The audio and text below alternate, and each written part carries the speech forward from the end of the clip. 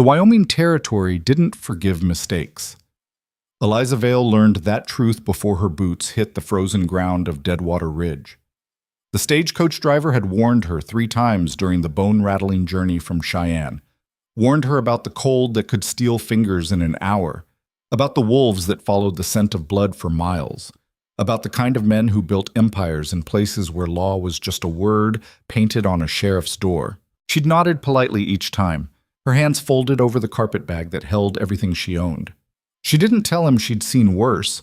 She didn't mention the field hospitals during the war, the screaming that never stopped, the way she'd learned to cut through bone before her 20th birthday.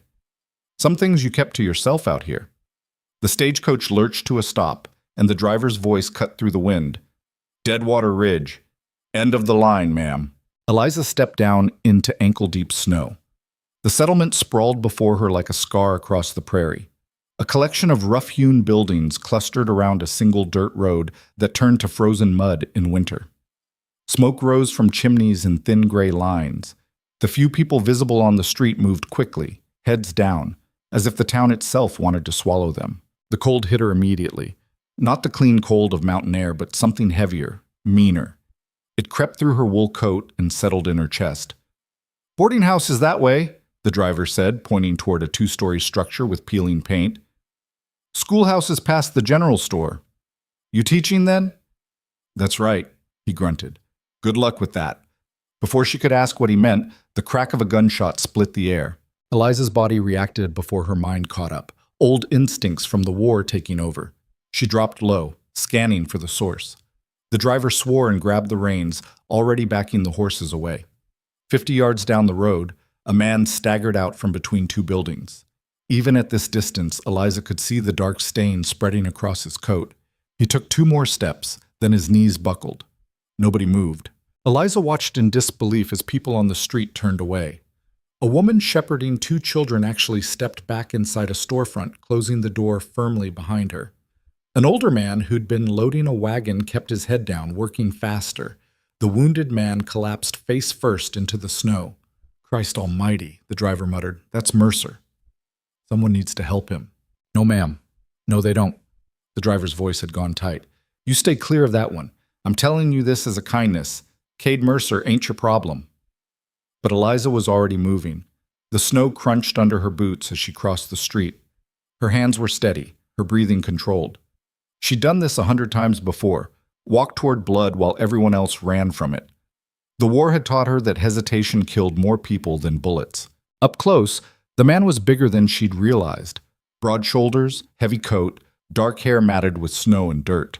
Blood pooled beneath him, bright against the white ground. She dropped to her knees and rolled him onto his back. His eyes snapped open. For a second, neither of them moved. His eyes were gray, the color of storm clouds, and despite the pain written across his face, they were sharp, aware. He took in everything about her in that single glance. The medical bag she'd instinctively grabbed from her carpet bag, the way she'd positioned herself to apply pressure to his wound, the lack of fear in her expression. "You're new," he said. His voice was rough, like gravel under wagon wheels. "And you're bleeding." Eliza pulled open his coat. The bullet had caught him high on the left side, just below the collarbone. Entry wound, no exit. The bullet was still in there. "Don't move." "Wasn't planning on it." She worked quickly, packing the wound with clean cloth from her bag. His breathing was labored but steady. "Good." The bullet had missed anything immediately fatal, but infection would kill him just as dead if he didn't get proper care. "Can you stand?" she asked. "Probably." That's not an answer. Something that might have been a smile crossed his face. "Yeah, I can stand." A shadow fell across them. Eliza looked up to find a tall man in an expensive coat standing over them. He was maybe 50, with silver threading through his dark hair, and the kind of face that looked friendly until you noticed the eyes. Those stayed cold. "Miss," he said, his voice smooth as creek water. "I wouldn't do that if I were you." "Do what? Stop a man from bleeding to death in the street?" "Help Cade Mercer. That's what I'd advise against." He smiled, but it didn't reach those cold eyes. "I'm Victor Crow. I own the mine here, and most everything else. Welcome to Deadwater Ridge. You must be the new school teacher." Eliza Vale. Well, Miss Vale, I'm afraid you've started off on the wrong foot. Mr. Mercer here is not the kind of man decent people associate with. Eliza looked down at Cade, then back at Crow. He's the kind of man who's going to die if he doesn't get medical attention. That, Crow said pleasantly, would solve a lot of problems for a lot of people. The cold in his voice had nothing to do with the weather. Eliza had heard that tone before, during the war, from officers who sent men to die and slept fine afterward. Men who saw people as problems to be solved rather than lives to be saved. She made her decision. Mr. Mercer, she said, not looking away from Crow. Can you walk if I support you? Try me. She got her shoulder under his arm and hauled him upright. He was heavy, dead weight leaning on her, but she'd carried wounded soldiers before. You found strength when you needed it. Where? She asked. Ranch, north of town. Each word cost him. Past the canyon. That's miles, Crow said. You'll never make it. And even if you do, nobody will rent you a room after this. Nobody will speak to you. You'll be finished in this town before you've even started. Eliza met his eyes. Then I guess I'll be in good company. She started walking. Behind them, Crow's voice floated across the frozen street. Remember this moment, Miss Vale? I tried to help you. Tates. The walk to Cade Mercer's ranch took 3 hours. It should have taken half that, but every 100 yards Eliza had to stop and let Cade catch his breath. Blood soaked through the bandages she'd packed against his wound. His face had gone gray, his steps uneven.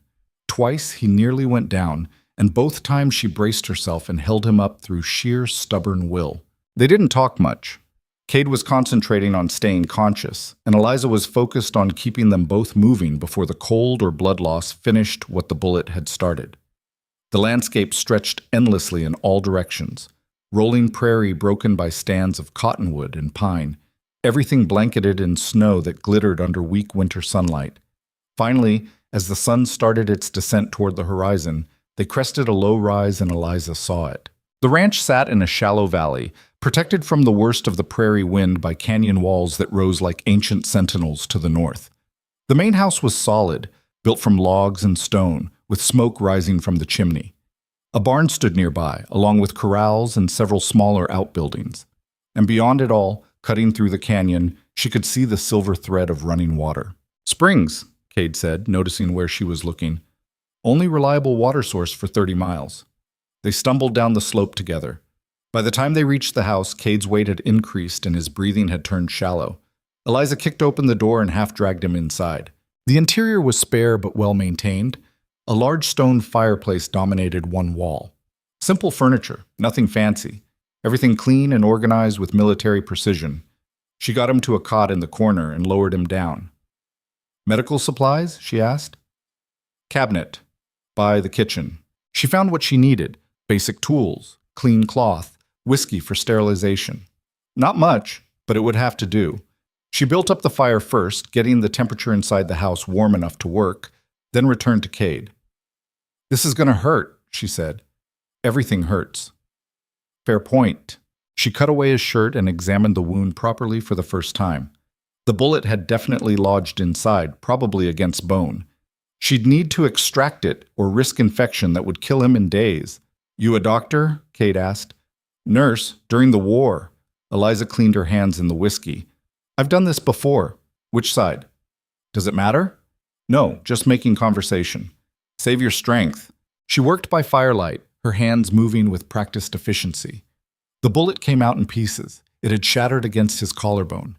She removed every fragment she could find, cleaned the wound, and stitched him up with thread she sterilized in the fire. Cade didn't scream. He gripped the edge of the cot hard enough to make the wood creak, and sweat poured down his face, but he didn't make a sound. Eliza had seen grown men cry over less. Whatever else Cade Mercer was, he wasn't soft. When she finished, she bandaged him properly and stepped back. You'll live. Probably. That's what passes for bedside manner. You want comfort, find a real doctor. He almost laughed, then winced. Closest doctor is in Laramie, 3 days' ride. Then you're stuck with me. Eliza washed her hands and sat down heavily in a chair near the fire. Exhaustion hit her all at once. She'd been traveling for days, had arrived in a new town, and within an hour had performed surgery on a stranger everyone seemed to hate. Not exactly how she'd pictured her first day in Deadwater Ridge. "Why'd you help me?" Cade's voice came from the cot, quiet but steady. "You were bleeding." "People bleed all the time. They weren't lining up to help." Eliza stared into the fire. Why had she helped? The easy answer was that she was a nurse, and nurses didn't let people die in the street. But that wasn't quite true. She could have walked past. She could have listened to Crow's warning and protected herself. "During the war," she said finally, "I learned that the stories people tell about who deserves to live and who deserves to die are usually just stories. I stopped listening to them." "That's going to make your life difficult here." "Seems like it already has." Silence settled between them, broken only by the crackle of the fire. Outside, wind whistled through the canyon. Eliza felt the weight of her decision pressing down on her. Crow had been right about one thing. She'd made an enemy within her first hour in town. Whatever future she'd imagined here, it had just gotten a lot more complicated. "You should stay the night," Cade said. "Too dangerous to head back in the dark. I've got a spare room." "I don't even know you. You just pulled a bullet out of me. Figure that counts as an introduction." Despite everything, Eliza smiled. "I suppose it does." She stayed. Eliza woke to pale morning light filtering through unfamiliar windows. For a moment she couldn't remember where she was. Then it all came rushing back. The gunshot, the blood, the long walk to the ranch. She'd fallen asleep in her clothes in the spare room, too exhausted to even remove her boots. She found Cade in the main room, sitting up despite her explicit instructions to rest. He'd managed to get a fire going and had coffee brewing on the stove. His face was pale, his movements careful, but he was upright. "You should be lying down," Eliza said. "Tried that. Didn't take." "Stubborn?" "Practical. Coffee?" She accepted the cup he poured, wrapping her hands around the warmth. Through the window she could see the canyon in daylight. It was beautiful in a harsh way, rock walls carved by time and water, pine trees clinging to impossible slopes, and cutting through it all, that ribbon of silver water. "Who shot you?" she asked. Cade was quiet for a long moment. "Don't know for sure. Could have been any of Crow's men. Could have been someone who just doesn't like my face. Take your pick." "Why? Why does Crow want me dead, or why doesn't anyone like me?" "Both." He sipped his coffee, considering. When he finally spoke, his voice had gone flat, emotionless. 7 years ago, there was a mine collapse. Crow's mine. 32 men died. The official story is that I was foreman at the time and cut corners on safety to save money. They say I'm responsible for those deaths. And the real story? The real story is that Victor Crow used equipment he knew was faulty because replacing it would have cost him profits. When the mine came down, he needed someone to blame. I was convenient. "Why you?" Cade's jaw tightened. "Because I was involved with his daughter, Caroline. We were going to leave together, start over somewhere Crow couldn't reach. He found out. Made sure I'd never be able to leave this valley without a rope around my neck." "What happened to Caroline?" "She's dead." The words landed heavy in the quiet room. Eliza didn't push. She'd learned during the war that some stories came out when they were ready, and pushing only drove them deeper. "The water," she said instead, nodding toward the canyon. "That's why you stayed. These springs feed every small ranch and homestead for miles. Crow controls the town, the mine, the bank. But he doesn't control this. As long as I'm here, families who can't afford Crow's prices have water. The day I leave or die, he takes it all." "So you stayed." "So I stayed." Eliza understood. It wasn't heroism or stubbornness. It was just a choice. The kind you made when walking away meant watching people suffer. She'd made similar choices during the war, staying in field hospitals when she could have gone home, treating soldiers who'd die anyway because leaving felt like betrayal. "I need to get back to town," she said. "Face whatever's waiting. They'll have heard by now. Whole territory probably knows you helped me. Let them know." Cade studied her for a long moment. "You're not what I expected." "What did you expect?" "Someone softer. Someone who'd scare easier. I spent 3 years in field hospitals during the war. It takes more than small-town gossip to scare me. This isn't gossip. Crow doesn't just talk. He acts. Then I guess we'll see what happens when he does. She finished her coffee and gathered her things. Cade tried to stand when she headed for the door, winced, and sat back down. Don't let it reopen, Eliza said. Change the bandages twice a day. If you see red streaks spreading from the wound, you've got infection. Get to a real doctor, even if you have to ride 3 days to do it. Yes, ma'am. I'm serious. I know you are. That's what worries me. Eliza paused at the door. What does? That you don't scare easy. That you think you can stand up to Crow and walk away clean. His gray eyes met hers. People who cross Victor Crow don't end well, Miss Vale. I'm living proof of that. Maybe you just needed someone to cross him with you. She left before he could respond. The walk back to Deadwater Ridge took her through country that looked different in daylight. Beautiful and brutal in equal measure. She understood why people fought for this land, why they stayed despite the cold and isolation. There was a kind of freedom here, if you could survive long enough to claim it. The town came into view just before noon. As she approached, Eliza noticed people watching from windows. No one came out to greet her. The few folks on the street turned away as she passed. She found the boarding house where her room had been reserved. The owner, a thin woman with iron gray hair, met her at the door. Miss Vale, I'm afraid there's been a mistake. What kind of mistake? Your reservation. It seems we're full up after all. Eliza had expected this. I paid in advance, 2 weeks. I'll return your money, of course. But I can't have you staying here. It's not personal, you understand, just business. Business. Mr. Crow was very clear. Anyone who associates with Cade Mercer isn't welcome in his establishments, and he owns this building. Of course he did. Eliza took the refunded money and walked back into the street. She tried 2 more boarding houses. Both turned her away before she'd even finished asking about rooms. By mid-afternoon, she was standing in front of the schoolhouse, wondering if she even still had a job to report to. The building was small, 1 room with a wood stove and rough-hewn benches. Through the window, she could see a woman inside, middle-aged and stern-looking, organizing books. Eliza pushed open the door. The woman looked up, and her expression went from neutral to cold in a heartbeat. You must be Miss Vale. I am. And you are? Constance Hartley. I serve on the school board. She set down the book she'd been holding. I'll be direct, Miss Vale. There's been some concern about your conduct since arriving in Deadwater Ridge. My conduct? Your association with Cade Mercer. It reflects poorly on the school and on the children we serve. Eliza kept her voice level. I provided medical assistance to an injured man. That's my conduct. You took sides in a matter you don't understand. I don't take sides. I stopped someone from bleeding to death. Mrs. Hartley's face hardened. Mr. Mercer is responsible for the deaths of 32 men. He's a killer and a disgrace. The fact that you can't see that suggests you lack the judgment necessary to teach our children. The fact that I can see a man bleeding and not walk past him suggests I have exactly the judgment necessary to teach children about basic human decency. There will be a school board meeting tomorrow night. They'll decide whether you keep this position. Fine. I'd advise you to distance yourself from Mercer before then, publicly. It might save your job. Eliza looked around the schoolhouse, the carefully arranged desks, the slate boards, the books waiting for children who deserve teachers brave enough not to let cruelty masquerade as respectability. No, she said simply. Mrs. Hartley blinked. Excuse me? I won't distance myself. I won't apologize. I did what needed doing, and I'd do it again.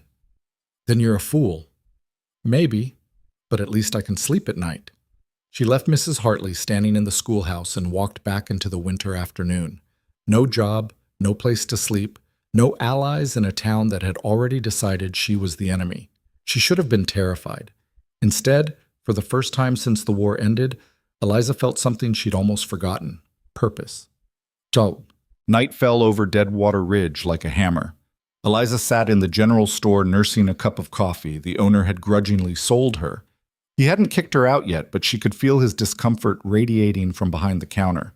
A few other customers had come in, taken one look at her, and left without buying anything. She was considering her options, limited as they were, when the door opened and a young man stepped inside. He was maybe 25, dressed in a banker's suit that looked too big for his thin frame.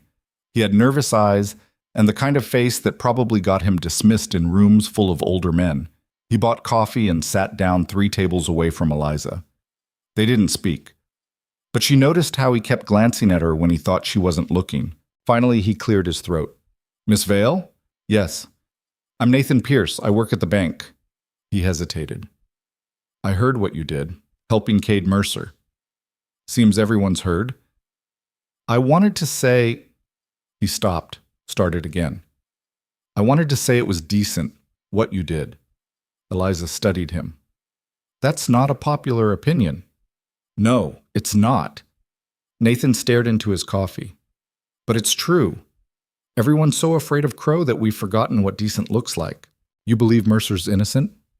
"I believe the books don't add up. I've seen the mine records, the safety reports. There are discrepancies, things that don't make sense unless someone was covering up shoddy equipment." He lowered his voice. "But saying that out loud is a good way to lose your job. Or worse." "Why are you telling me this?"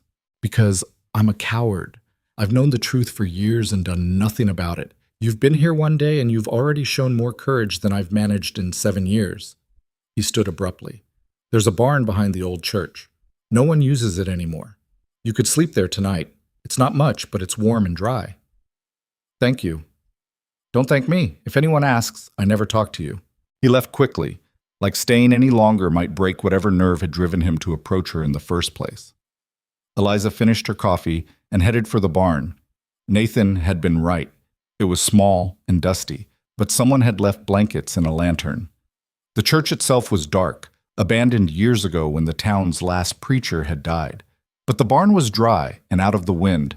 Eliza made a bed in the hay and lay down, exhausted. Through gaps in the walls, she could see stars scattered across the winter sky. Somewhere in the distance, a wolf howled. She thought about Cade alone in his ranch, healing or dying. She thought about Nathan and his cowardice that was just fear wearing a different name.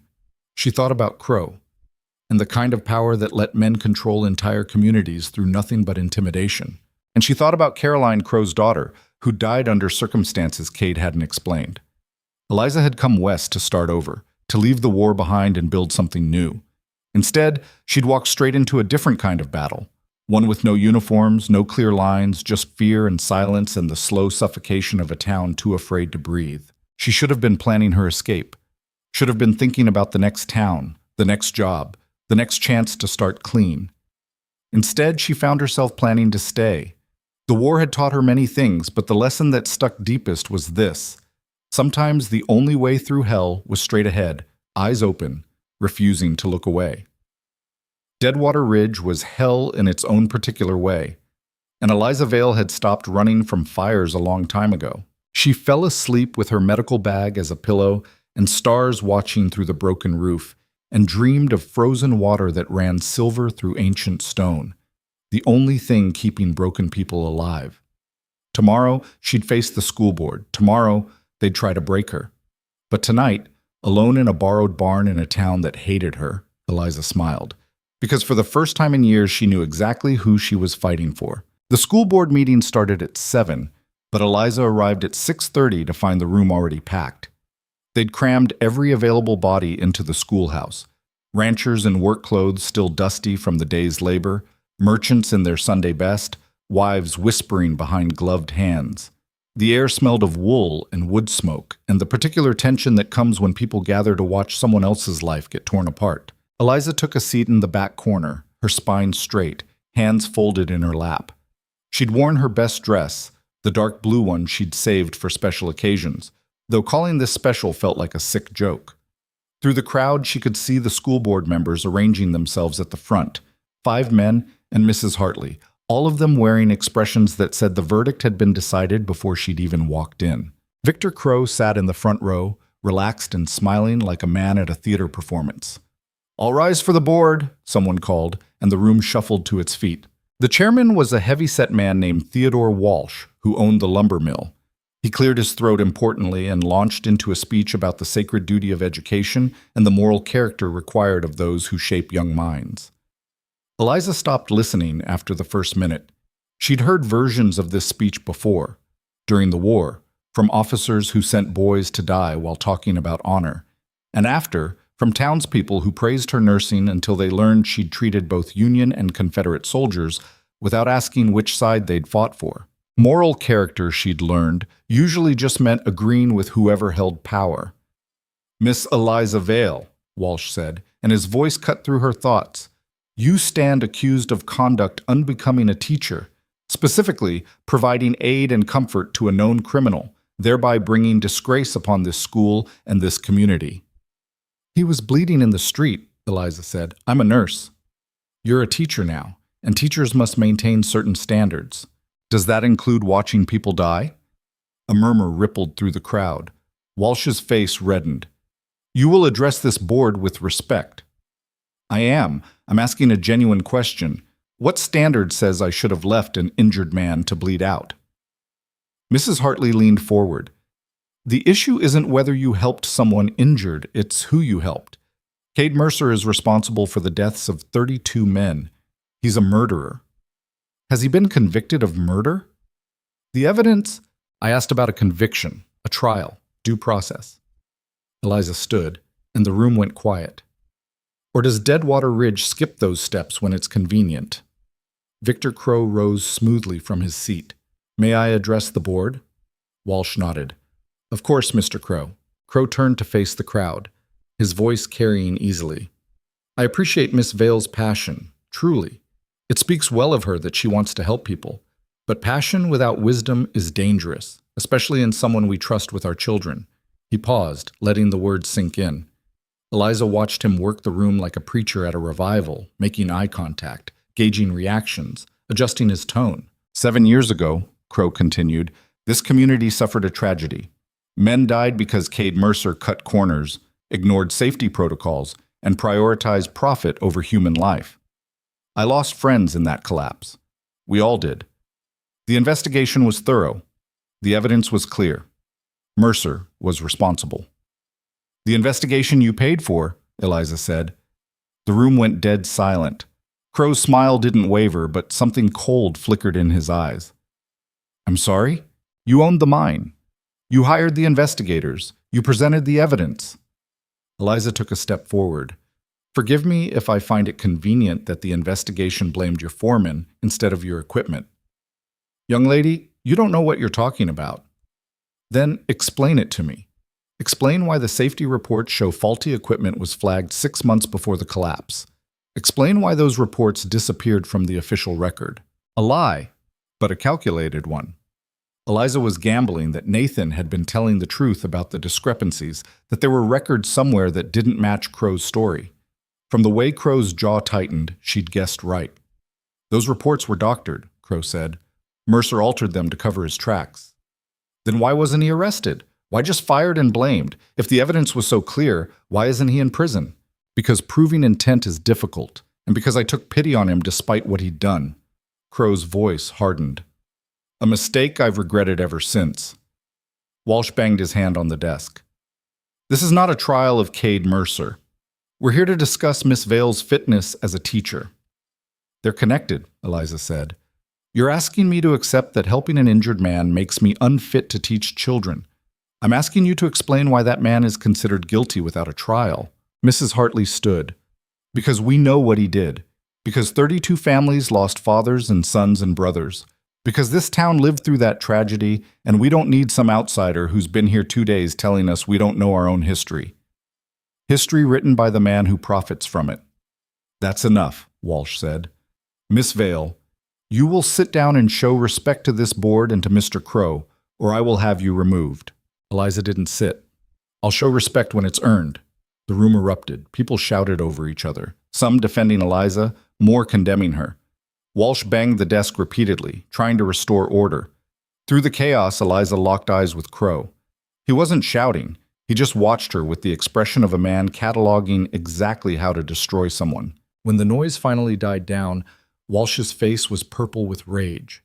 "Miss Vale, this board finds your conduct inappropriate and your attitude unacceptable.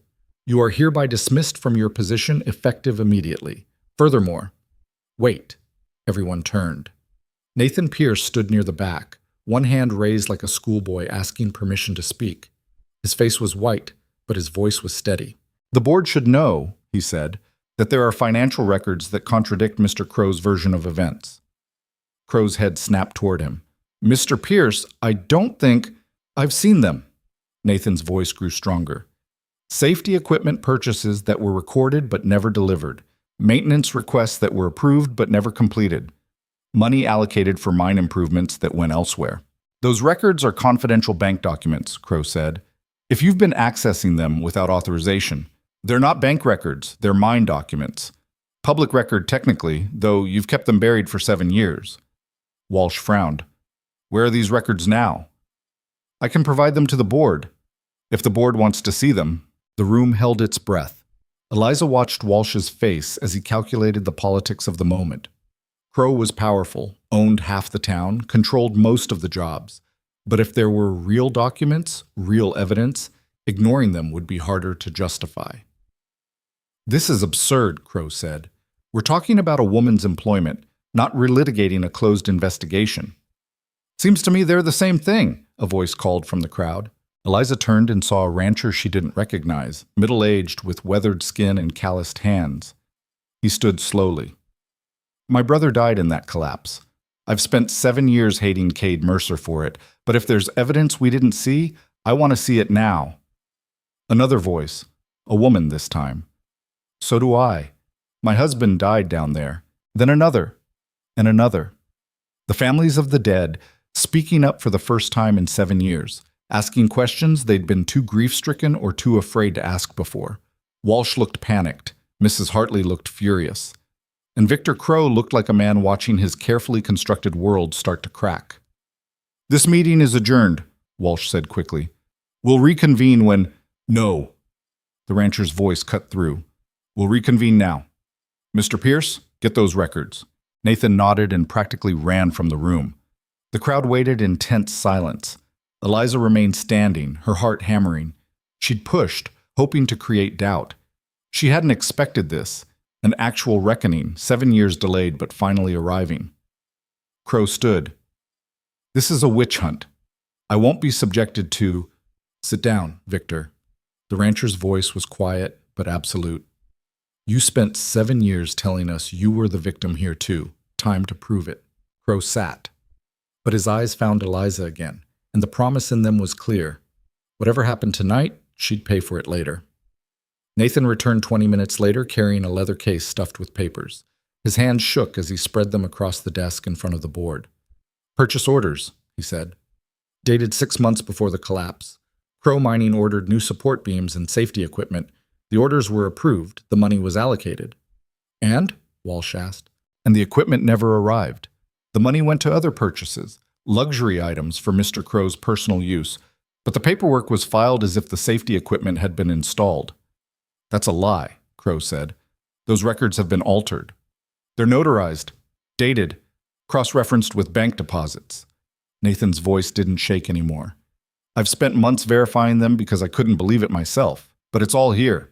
The room was so quiet, Eliza could hear the wind outside. Mrs. Hartley picked up one of the documents, read it, and set it down carefully. Her face had gone gray. Theodore, I think we need to see all of these. What followed wasn't a trial, but it felt like one. For 2 hours, the board and the crowd went through Nathan's documents. Purchase orders that didn't match inventory, maintenance schedules that were approved but never completed, safety inspections that were falsified, and underneath it all, a pattern of Victor Crow systematically cutting costs at the mine while redirecting funds to his personal accounts. The evidence didn't prove Mercer's innocence directly, but it showed that the mine had been a disaster waiting to happen, that the safety violations ran deep, and that someone had worked very hard to make sure all blame landed on the foreman instead of the owner. By 9 o'clock, even Walsh looked shaken.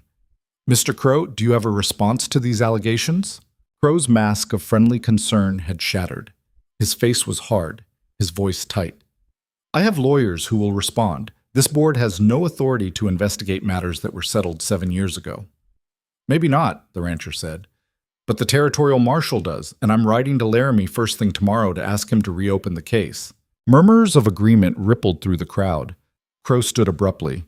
You're making a mistake, all of you. This town exists because of my mine, my money. You think you can turn on me and nothing will change? I own the bank. I own half the buildings you're standing in. I control the water rights, the mineral rights, the... You don't control the canyon springs, someone said. Crow's head whipped toward the speaker. What? The springs. Mercer controls them. You've been trying to get them for years, but he won't sell. That's why you hate him. Not because of the mine, because he has the one thing you can't take. Eliza hadn't spoken, but the voice was familiar. She turned and saw an older woman she'd seen working at the general store. The woman met Crow's glare without flinching. My son homesteads west of the canyon, the woman continued. Without Mercer's water, he'd have gone under 3 winters ago. Mercer shares it fair. Doesn't charge nothing, just asks that folks maintain the ditches. You, though? You'd charge whatever you wanted once you controlled it. That's absurd. Is it? You control everything else. Why not water? The crowd was shifting now, turning. Eliza could feel it. The moment when fear breaks and anger rushes in to fill the space. These people had been terrified of Crow for so long that they'd forgotten what it felt like to push back. Now they were remembering. Walsh cleared his throat. In light of these developments, I move that we table Miss Vale's dismissal pending further investigation of the underlying circumstances. I second, another board member said quickly. All in favor? 6 hands went up. Mrs. Hartley kept hers down, but she didn't argue. Motion passes. Miss Vale, you retain your position. For now. Walsh looked exhausted. This meeting is adjourned. For real this time. The crowd dispersed slowly, people clustering in groups, talking in low, urgent voices. Eliza stood frozen, trying to process what had just happened. She'd expected to be fired, run out of town. Instead, she'd sparked something that felt dangerously close to rebellion. Nathan appeared at her elbow, still clutching his leather case. You should leave, now. Crow's gonna be furious. Crow's voice came from behind them.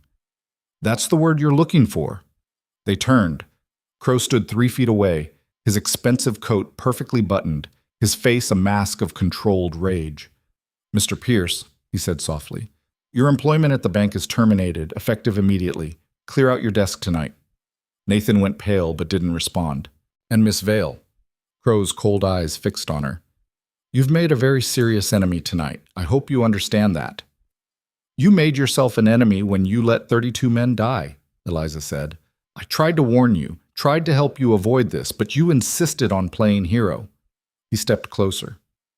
Heroes don't last long in places like Deadwater Ridge. They burn bright and die young. Ask Caroline about that. Oh, wait, you can't, because she's dead. The casual cruelty in his voice made Eliza's stomach turn. What happened to her? Crow smiled. Ask Mercer. If he's honest, which I doubt, he might tell you how his selfishness got my daughter killed, how she died because he couldn't let her go, couldn't accept that she deserved better than a mine foreman with delusions of grandeur. You're lying. Am I? Or are you just desperate to believe the man you've hitched your wagon to isn't exactly what everyone says he is? Crow straightened his coat. Enjoy your small victory tonight, Miss Vale. Tomorrow you'll learn what happens to people who cross me in my own town. He walked out without waiting for a response. Nathan let out a breath he'd been holding. He meant that, the threat. Crow doesn't make empty threats. I know. You need somewhere safe to stay. The barn won't be safe anymore. He'll know about it. Eliza hadn't thought that far ahead. I'll figure something out. There's a line shack north of town, past the Hendricks Ranch. Nobody uses it in winter. It's rough, but it's warm and it's off Crow's property. How do you know about it? I know a lot of things. I'm a banker. People talk. Nathan handed her a key. Take my horse. He's stabled behind the bank. I'll walk home. Nathan, don't. I should have done this 7 years ago. I'm just glad someone finally had the courage to do what I couldn't.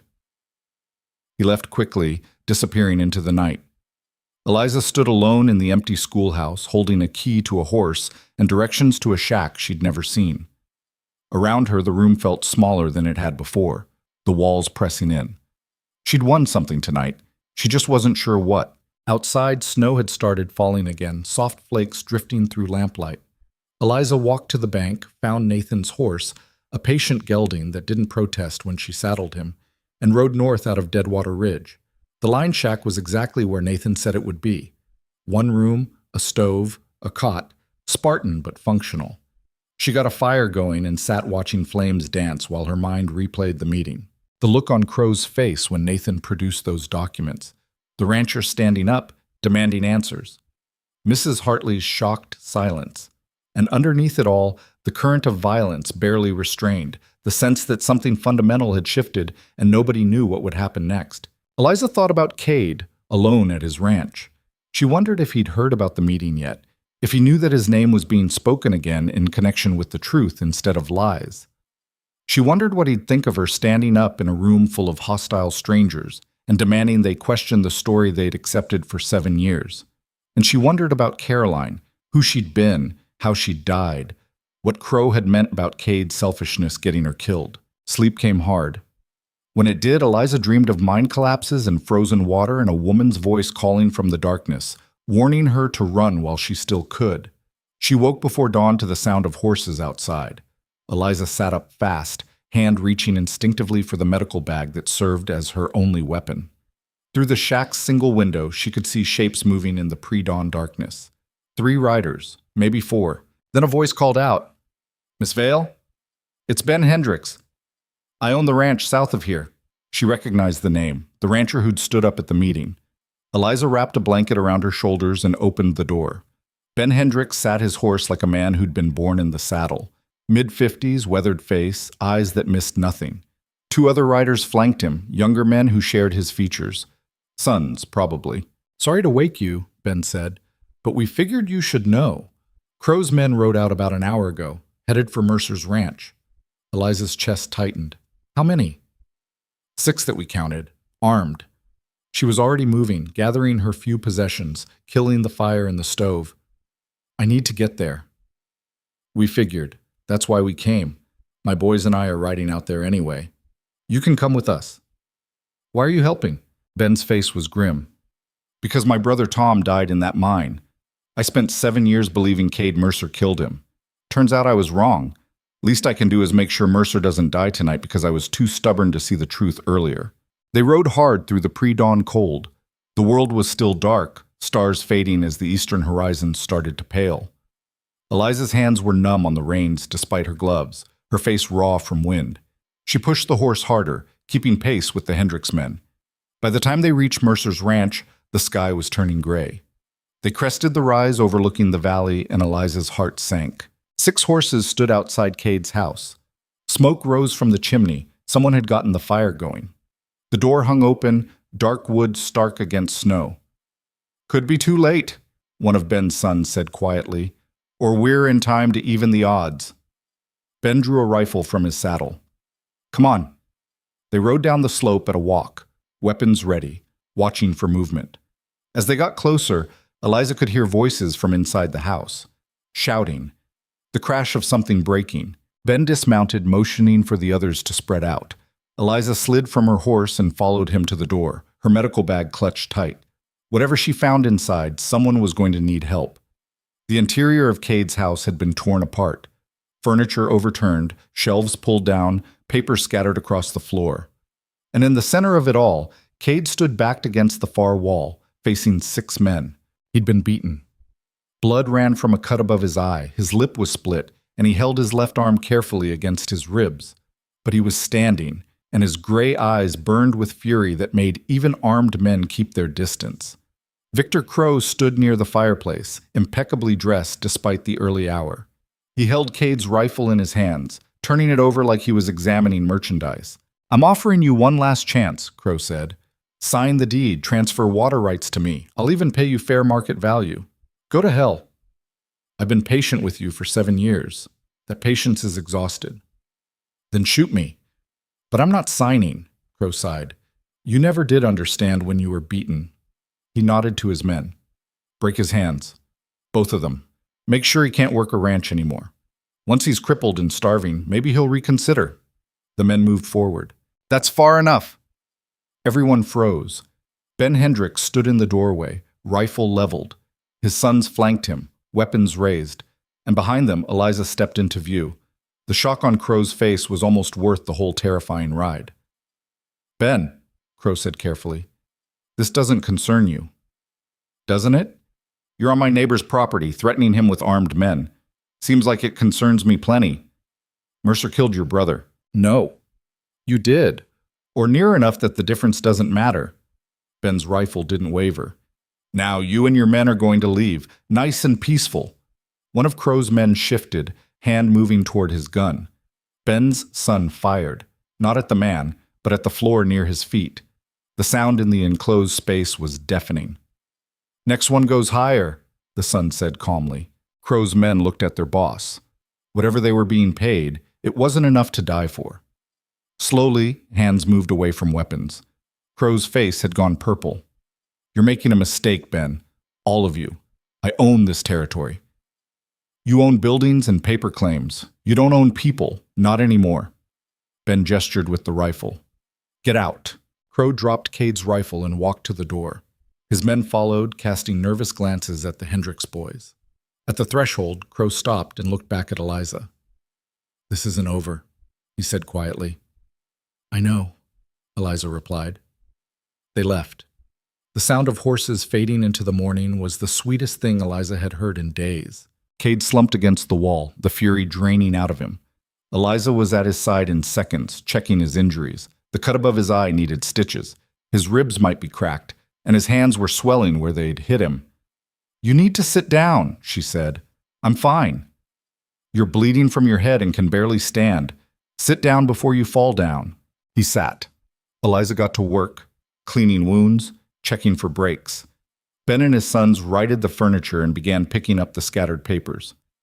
Thank you, Cade said to Ben. You didn't have to come. Yeah, I did. Ben knelt down to gather books that had been thrown from the shelves. I owe you 7 years of apologies. This doesn't begin to cover it, but it's a start. You believed what you were told. Can't blame a man for that. When I should have asked more questions. Ben stood, arms full of books. Crow's not going to let this go. You know that. I know. You can't stay here alone. He'll come back with more men, or he'll burn the place when you're sleeping. Cade looked at Eliza, then at Ben. What are you suggesting? I'm suggesting the ranchers in this valley have been taking your water for years without asking what we could do for you in return. Time we fix that. Ben set the books down. I'll spread the word. We'll post watches, rotate guards. If Crow wants your land, he'll have to go through all of us. That could start a war. War's already started. Crow started it 7 years ago. We just didn't realize we were fighting. The two men looked at each other, two people who'd been enemies based on lies, now finding common ground in truth. It wasn't forgiveness, not yet, but it was something. After Ben and his sons left, Eliza finished patching Cade's wounds. The house was quiet except for the fire crackling and the soft whistle of wind through gaps in the walls. You shouldn't have come, Cade said. You're welcome. I'm serious. Crow saw you here. That makes you a target. I was already a target. This is different. He stopped, searching for words.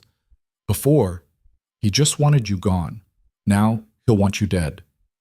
Eliza packed her medical supplies carefully. Tell me about Caroline. Cade went still. Who told you about her? Crow. Last night. He said she died because of you. For a long moment, Cade didn't respond. Then he stood, moving stiffly to the window. The morning sun was fully up now, turning the snow to gold. We met when I was working at the mine, he said finally. She was 19, smart, funny, saw right through her father's charm to what he really was. We kept it secret at first because we knew he'd never approve. But secrets don't last in small towns. He paused, jaw tight. When Crow found out, he threatened to fire me, run me out of the territory. Caroline said she didn't care. Said we'd leave together, start over somewhere he couldn't reach. I believed her. His voice dropped. I shouldn't have. What happened? The night before we planned to leave, she went to tell him. Wanted to do it face to face, thought maybe she could make him understand. I told her not to. Begged her to just leave with me quietly, but she insisted. Said she owed him that much. Eliza waited. There was an argument, a fight. Details are unclear because the only witness was Crow, and he lies like other men breathe. Cade's reflection in the window looked hollow. What's clear is that Caroline fell from the second-story window of Crow's house, broke her neck, died before I could reach her. And Crow blamed you. Said I'd been there. Said we'd fought because she wanted to end things and I couldn't accept it. Said I pushed her. Cade turned to face Eliza. The sheriff investigated, found no evidence I'd been at the house, but Crow convinced him I must have been, that Caroline had died trying to escape me. But you weren't there. No. I was at the ranch we'd planned to buy, making final arrangements. Had witnesses, but Crow made sure nobody listened to them. His hands clenched. 3 months later, the mine collapsed. 32 men died, and suddenly I wasn't just the man who killed Crow's daughter. I was a murderer who'd killed dozens. Eliza crossed the room to stand beside him. You stayed anyway. I stayed because leaving would mean Crow won, would mean Caroline died for nothing, that those 32 men died for nothing. I couldn't... His voice cracked. I couldn't let him win everything. She understood. Sometimes staying wasn't about hope or healing. Sometimes it was just about refusing to give your enemy the satisfaction of watching you break. He'll kill you if he can, Eliza said. Probably. And you're still not leaving? No. Then I'm staying too. Cade looked at her sharply. Don't be stupid. This isn't your fight. Isn't it? I stood up in front of the whole town and called Crow a liar. I helped Nathan expose his corruption. Crow wants me dead just as much as he wants you dead. That's different. You can still run. Get out while what? While I still can? I stopped running from fights during the war, Cade. I'm not starting again for Victor Crow. They stood close enough that Eliza could see the silver scars that cut through Cade's eyebrow. The exhaustion etched around his eyes. Up close, he looked older than she'd thought, worn down by years of fighting alone. Why? He asked quietly. Why stake your life on mine when you barely know me? Eliza thought about the question. The honest answer was complicated, part stubbornness, part principle, part something else she wasn't ready to name yet. During the war, she said, I learned that the side you choose matters less than the reason you choose it. I've watched good men die for bad causes, and bad men survive by switching sides at convenient times. You know what I never saw? Someone who held ground for 7 years just to protect other people's water supply. That's not greed or ambition. That's just... stupid? She smiled. I was going to say decent. Decency doesn't keep you alive. No, but it makes life worth living if you survive it. Cade studied her face like he was trying to memorize it. You're going to get yourself killed. Maybe, but at least I'll die standing up. Something shifted in his expression. The walls he'd built to survive 7 years of isolation showing cracks. I don't know how to accept help. I noticed. I've been alone so long, I'm not sure I remember how to be anything else. You learn, Eliza said. Same way you learned everything else. One day at a time. Outside, she heard horses approaching. Ben and his sons returning with other ranchers, making good on their promise to post guards. The war she'd stumbled into was escalating, lines being drawn in snow and blood. Cade moved to the door, straightening despite obvious pain. Eliza watched him transform, saw him push down the vulnerability he'd shown her, and pull the armor back into place. The hard man everyone feared, the one who'd survived by never showing weakness. But she'd seen beneath it now. Seen the grief he carried for Caroline, for the dead miners, for the life he'd planned and lost. Seen the loneliness of 7 years spent protecting people who hated him. The ranchers dismounted in the yard. Ben called out, organizing watch rotations. Someone had brought food. Someone else brought ammunition. They were preparing for siege, these hard men who worked land that tried to kill them every winter, preparing to fight for a neighbor they'd hated based on lies. Eliza stepped out into the cold morning. The sun was bright, the air sharp enough to cut. Across the canyon, she could see the silver line of the springs, the water that had caused all this trouble and kept so many people alive. This wasn't how she'd imagined her new life in the West. Teaching children, building something peaceful. Instead, she'd walked straight into someone else's war and decided to stay. But as she watched Cade move among the ranchers, thanking them, organizing defenses, becoming something other than the monster they'd believed him to be, Eliza felt the same thing she'd felt in that barn her first night, purpose. The war had taught her to save lives. Deadwater Ridge was teaching her that sometimes saving a life meant fighting for it long before anyone started bleeding. She didn't know if they'd survive what was coming, didn't know if Crow could be beaten or if they'd all end up dead in the snow, but she knew she'd made the right choice. And for now, that was enough. The guards changed at dawn. 4 ranchers rode in from the south just as the night watch finished coffee and saddled up to head home. Eliza watched the rotation from Cade's porch, a blanket wrapped around her shoulders against the morning cold. 3 days had passed since Crow's men had torn through the house, and the rhythm of siege had already become routine. She hated how quickly violence could feel normal. Inside, Cade was checking weapons with Ben's oldest son, a quiet kid named Marcus who'd taken to the work with grim efficiency. Eliza could hear their voices through the open door, discussing sightlines and ammunition counts like they were planning a barn raising instead of preparing to kill people. "You should eat something," a voice said beside her. Eliza turned to find Sarah Hendricks climbing the porch steps with a covered basket. Ben's wife was a compact woman in her 40s with strong hands and eyes that saw through nonsense. She'd shown up the second morning with food and blankets and a blunt assessment that men were idiots who'd starved themselves while defending principle.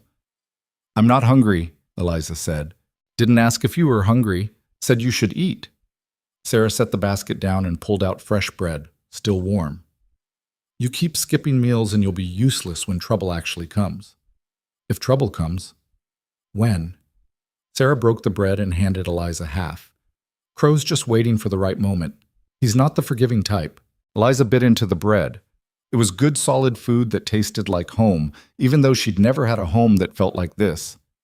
How long can the ranchers keep this up? The watches, the guards, they have their own work to do. "As long as it takes. We take care of our own out here." "I'm not—" Eliza stopped. She'd been about to say she wasn't one of them, wasn't a rancher, or even a resident, really.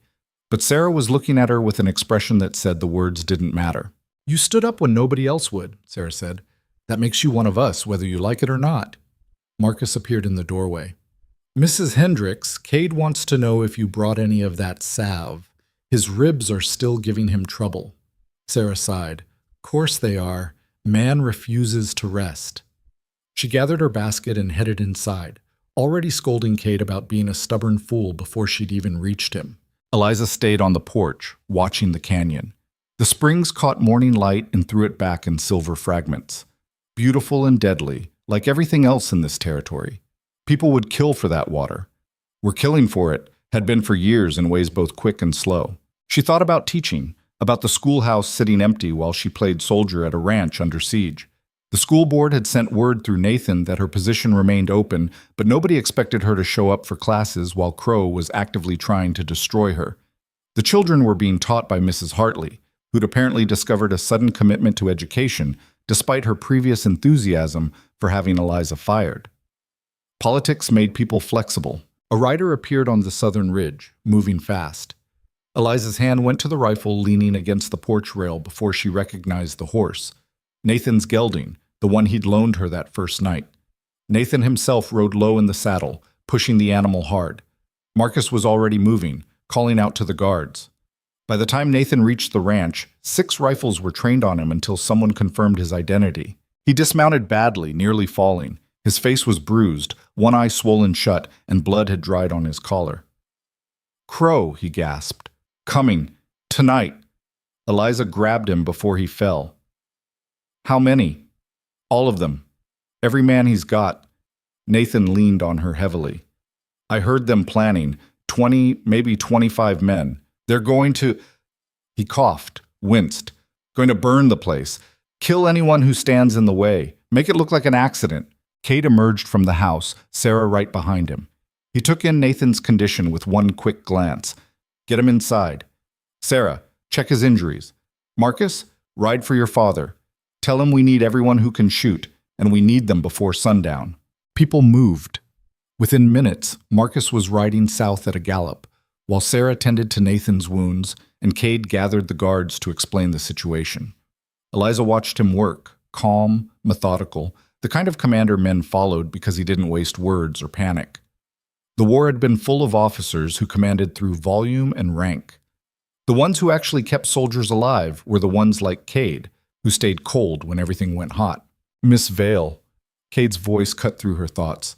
"I need you to make a choice." She met his eyes. "What choice?" "You can leave. Right now. Take Nathan's horse, ride for Laramie, be gone before dark. Nobody would blame you." "Would you leave?" "That's different." "How?" "This is my land, my fight. You don't owe—" "Stop." Eliza stepped closer, lowering her voice so the others wouldn't hear. I'm staying. We've been through this. That was before Crow decided to come with an army, and my answer's the same. She held his gaze. I'm staying. Something flickered in his expression, frustration maybe, or fear dressed up as anger. You're going to get yourself killed over water rights and a man you barely know. I know you well enough. Do you? You know what I've done? The things I did during the mine wars before Crow even showed up? His voice went hard. I'm not some noble victim, Eliza. I've killed men, hurt people, done things that... I was a battlefield nurse for 3 years. You think I don't understand violence? Don't know what it costs? She didn't step back. I've cut limbs off boys who were screaming for their mothers. I've held men while they died from wounds I couldn't fix. I've made choices about who gets morphine and who gets to suffer because we didn't have enough to go around. So don't tell me I don't know what I'm choosing. Cade was quiet for a moment. This is different. No, it's exactly the same. People with power trying to crush people without it. The only difference is location. Before he could respond, Sarah called from inside. Nathan's asking for you both. Says there's more. They found Nathan propped up on the cot, his shirt off while Sarah wrapped his ribs. The bruising was spectacular, purple and black spreading across his entire left side. Crow's not just coming for you, Nathan said, each word obviously painful.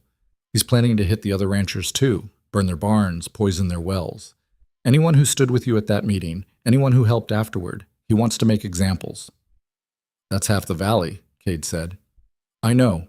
That's why I came. You need to warn them. If we spread out to defend everyone, we'll be too thin to defend anyone. If we don't spread out, Crow picks us off one by one. The tactical problem was obvious. Crow had more men, more resources, and the advantage of being able to strike wherever he wanted while they scrambled to respond. Classic siege warfare. Make the enemy defend everything, then hit where they're weakest. Ben Hendricks arrived an hour later with 15 ranchers, every man who could be spared from a 40-mile radius.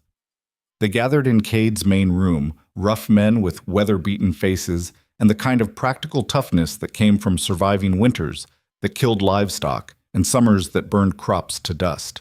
Cade laid out the situation with brutal efficiency. Crow was coming. Tonight, probably, with enough men to overwhelm any single location. Their choices were limited. Concentrate here and let the outlying ranches burn, or spread out and risk getting crushed piecemeal. There's a third option, Ben said quietly. Everyone turned to look at him. We hit Crow first. Tonight, before he's ready. Take the fight to him instead of waiting for him to bring it here. The room erupted in argument. Half the men thought it was suicide, the other half thought it was brilliant. Eliza stayed quiet, watching Cade's face as he considered the idea. How many men does Crow keep in town? Cade asked. Normally, maybe 5 or 6 on rotation, but if he's planning an attack tonight, he'll have pulled everyone to his house to organize. Ben leaned forward. We could hit him there. Catch them while they're gathered instead of fighting them spread across the valley. That's still 20 men against 16. 20 men who aren't expecting an attack, who think we're sitting here waiting to get burned out. Cade looked at Eliza. She wasn't sure why. She wasn't a tactician, had no business weighing in on military strategy. But he was asking anyway, looking for something she couldn't quite name. In the war, she said slowly, the battles we lost were the ones where we sat in defensive positions waiting for the enemy to choose when and where to hit us. The battles we won were the ones where we disrupted their plans before they could execute. This isn't a war, isn't it? The room went quiet. These men had been thinking of this as a local dispute, a conflict over water and pride. But Eliza had seen actual war, and she recognized the shape of this thing. The escalation, the atrocities being planned, the way both sides were preparing to do terrible things in the name of survival. If they didn't call it war, that didn't make it any less deadly. We'd need to move fast, Ben said. Hit them at dusk, when they're gathering, but before they're ready to ride. Get in, do damage, get out before they can organize a response. And then, someone asked, we just come back here and hope they don't retaliate? They'll retaliate, Cade said, but they'll be disorganized, hurt, maybe missing some key people. It buys us time. Time for what? For the territorial marshal to arrive. For the investigation Nathan triggered to actually happen. For something to change. Cade looked around the room. This ends one of two ways. Crow destroys us, or we hold out long enough for legitimate law to intervene. I'm voting for the second option. The vote was close, but it passed. 12 men willing to ride into Deadwater Ridge and attack the most powerful man in the territory in his own house. 4 staying behind to guard the ranch in case it was a trap. They spent the afternoon preparing, checking weapons, planning approach routes, identifying escape paths if everything went wrong. Eliza watched these farmers and ranchers transform into something harder, something shaped by necessity and desperation. Sarah pulled her aside as the sun started its descent. "You're going with them." It wasn't a question. Eliza nodded. "You know how to shoot?" "Well enough." "That's not the same as being willing to shoot." Sarah's eyes were hard. "When the moment comes, you hesitate and you die. Or worse, someone else dies because you froze." "I know. Do you?" "Because knowing and doing are different things. I've seen plenty of people who thought they could kill if they had to. Most of them couldn't, not when it came down to it." Eliza thought about the war.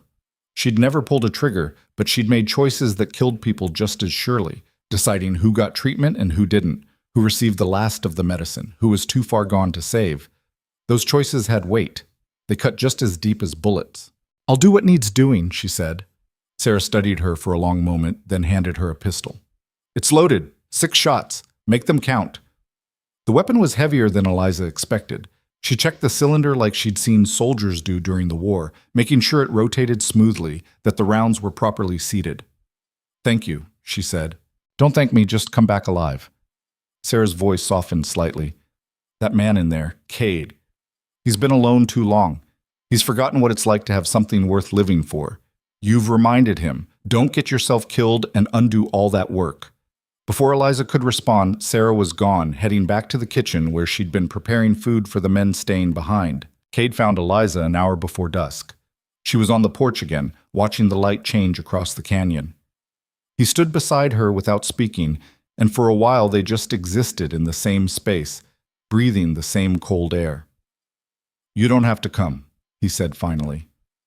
"I know. The men will understand. You're not... If you say I'm not a fighter one more time, I'm going to hit you." The corner of his mouth twitched, almost a smile. "Noted. I'm coming. That's final." He was quiet again. The sun had turned the snow to gold and pink, beautiful in the way dangerous things often were. "During the mine wars," he said, "before Crow, before everything went wrong, I led men into fights like this. Quick raids, disrupting operations, making it too expensive for the big companies to keep pushing out the independents." "Did you win?" "Sometimes. Enough to matter." He paused. "People died. Good people. Because I made bad calls, or because we got unlucky, or because violence is unpredictable, and even good plans fall apart when bullets start flying. And you think you're going to make a bad call tonight? I think I'm leading farmers and ranchers into a fight against professional killers. I think the odds are terrible, and the plan is desperate, and if I was smarter, I'd find another way." Eliza turned to face him fully. "Is there another way? No? Then stop torturing yourself. You're making the only choice that exists."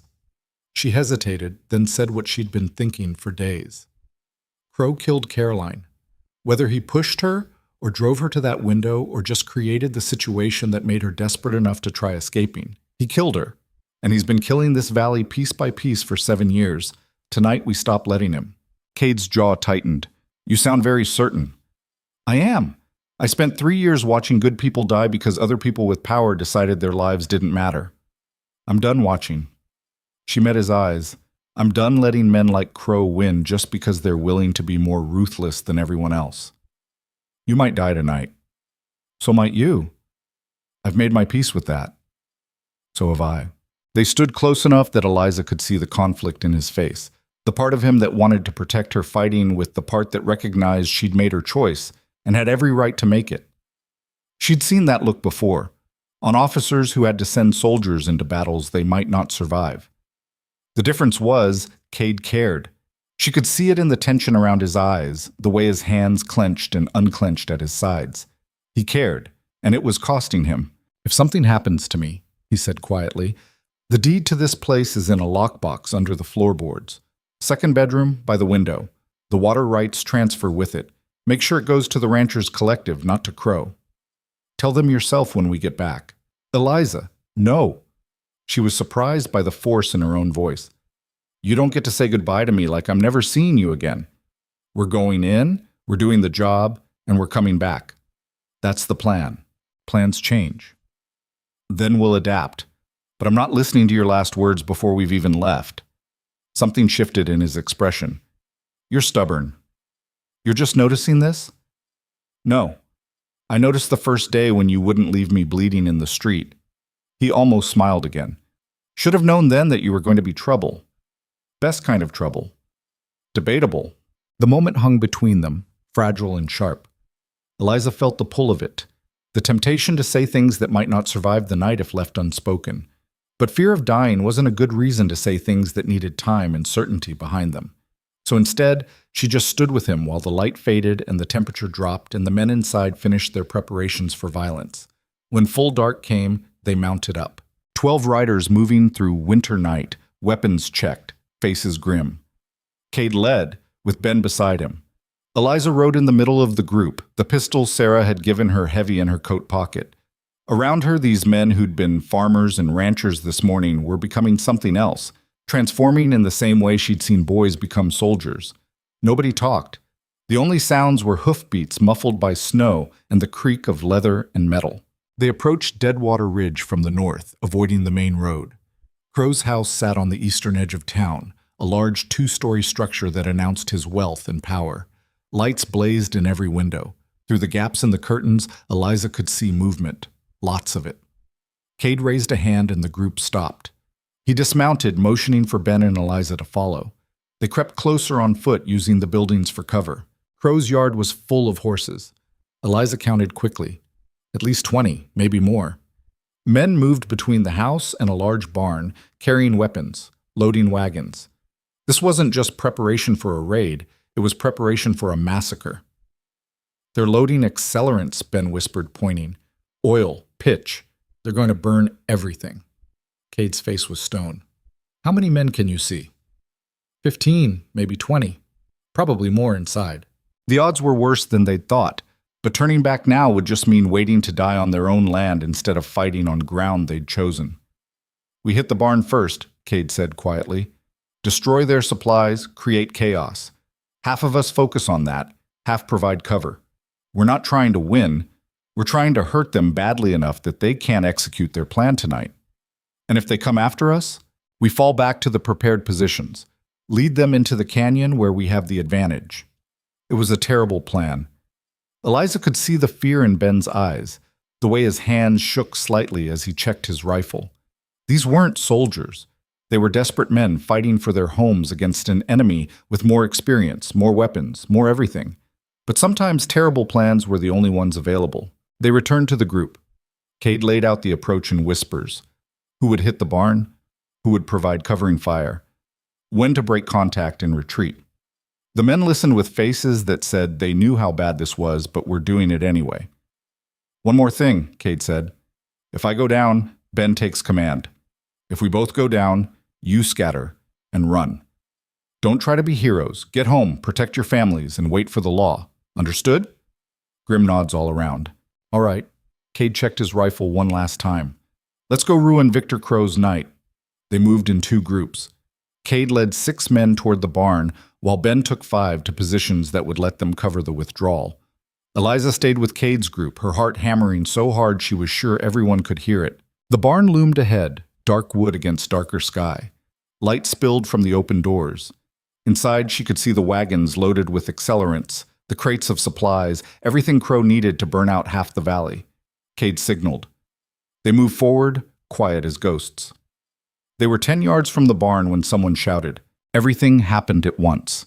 Gunfire erupted from the house, muzzle flashes brightened the darkness. Cade's group scattered, returning fire as they ran for the barn.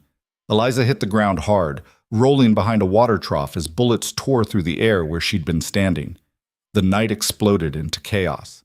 Men screamed. Horses panicked, breaking free of their lines and bolting into the darkness.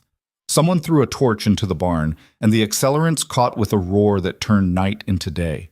Eliza rose from behind the trough, pistol in hand. A man rushed toward her, gun raised.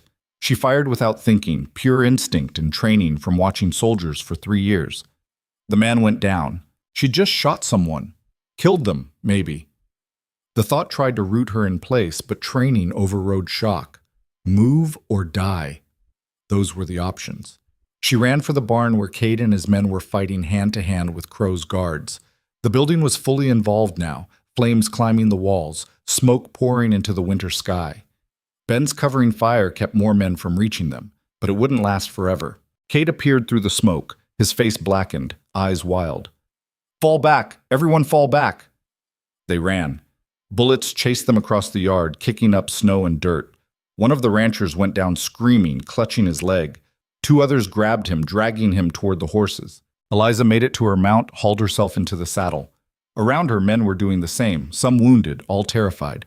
The barn was a pillar of fire now, and smaller fires had started in the yard where embers had landed. "Go!" Cade shouted. "Move!" They rode hard, gunfire chasing them into the darkness. Behind them, Deadwater Ridge was waking up, lights appearing in windows, voices shouting.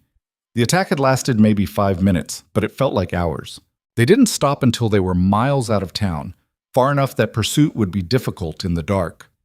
Cade called a halt in a stand of cottonwoods beside a frozen creek. The inventory was brutal.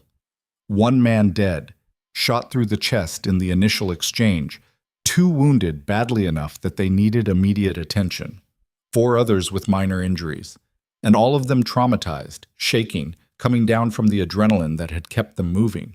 Eliza went to work on the wounded. The worst was a rancher named Tom who'd taken a bullet through the thigh. She packed the wound, tied off the bleeding, and prayed he'd make it back to the ranch before infection set in. The other serious injury was a shoulder wound that had shattered bone. She stabilized it as best she could, but the man needed a real doctor or he'd lose the arm. Cade stood apart from the group, staring back toward town. The fire glow was visible even at this distance, an orange smudge against the night sky. Eliza finished with the wounded and went to him. "We killed one of theirs," he said quietly. "Maybe more. Destroyed their supplies, delayed their attack. But we lost Marcus, and 2 more might not make it through the night." His voice was hollow. "I led them in there and got them killed. You led them into a fight they chose. Nobody forced them to come. I could have said no, could have found another way." There wasn't another way. Eliza touched his arm, felt him flinch. "Cade, look at me." He did, reluctantly. "This is what war looks like," she said. "Ugly and brutal and full of choices that all cost something. You think I didn't make calls during the war that got people killed? Every time I chose to treat one soldier instead of another, I was deciding who lived and who died. That's what survival looks like in situations like this. How do you live with it? You accept that you did the best you could with what you had, and you keep moving forward because the alternative is giving up, and that dishonors everyone who's already died." He was quiet for a long moment, then so soft she almost didn't hear it. "I'm glad you're here. Even though I'm trouble? Especially because of that." They rode back to the ranch just before dawn. The men who'd stayed behind had the place locked down tight, ready for the attack that hadn't come. When they saw the group returning with wounded and a body tied across a horse, the relief turned to grief. Marcus's father took the news standing perfectly still, his face carved from stone. Then he walked away into the morning and didn't come back for hours. Eliza worked through the exhaustion, treating wounds, making sure everyone who could be saved was stabilized. The man with the shattered shoulder was touch and go, drifting in and out of consciousness while fever built in his system. By noon, a rider came from town with news. Crow's barn had burned to the ground, taking most of his supplies with it. 3 of his men were dead, 5 more wounded. The fire had spread to 2 nearby buildings before being contained, and Crow himself was in a rage that had the entire town terrified. "He's offering $1,000 for Cade Mercer," the rider said, "dead or alive, and $200 each for anyone who rode with him." $1,000 was more money than most ranchers saw in 5 years. That kind of bounty would tempt people, make them desperate, turn neighbors into enemies. "It gets worse," the rider continued. "He sent for mercenaries, professional guns from Denver. They'll be here in 3, maybe 4 days. Professional killers against farmers and ranchers." The math was getting worse by the hour. That night, Eliza found Cade on the porch again, the place he seemed to go when the weight got too heavy. She sat beside him without asking. "We can't win this," he said. "Not long term. Crow has too many resources, too much reach. Even if we hold him off, he'll just keep coming until we're all dead or broken." "So what do we do?" "I don't know." He sounded exhausted. "For 7 years, I thought if I just held on long enough, something would change. Justice would come, or Crow would get old and die, or something. But it's not changing. It's just getting worse. The territorial marshal might come, might investigate, might even find Crow guilty. And then what? You think Crow will accept judgment? He'll fight it, bribe officials, drag it out until everyone's too tired to care." Cade's hands clenched. "This was a mistake. All of it. I should have left years ago." "You couldn't leave. The water. To hell with the water. I stayed because of pride, because I was too stubborn to let Crow win, and now good people are dying because of it." Eliza didn't have an answer. He was right.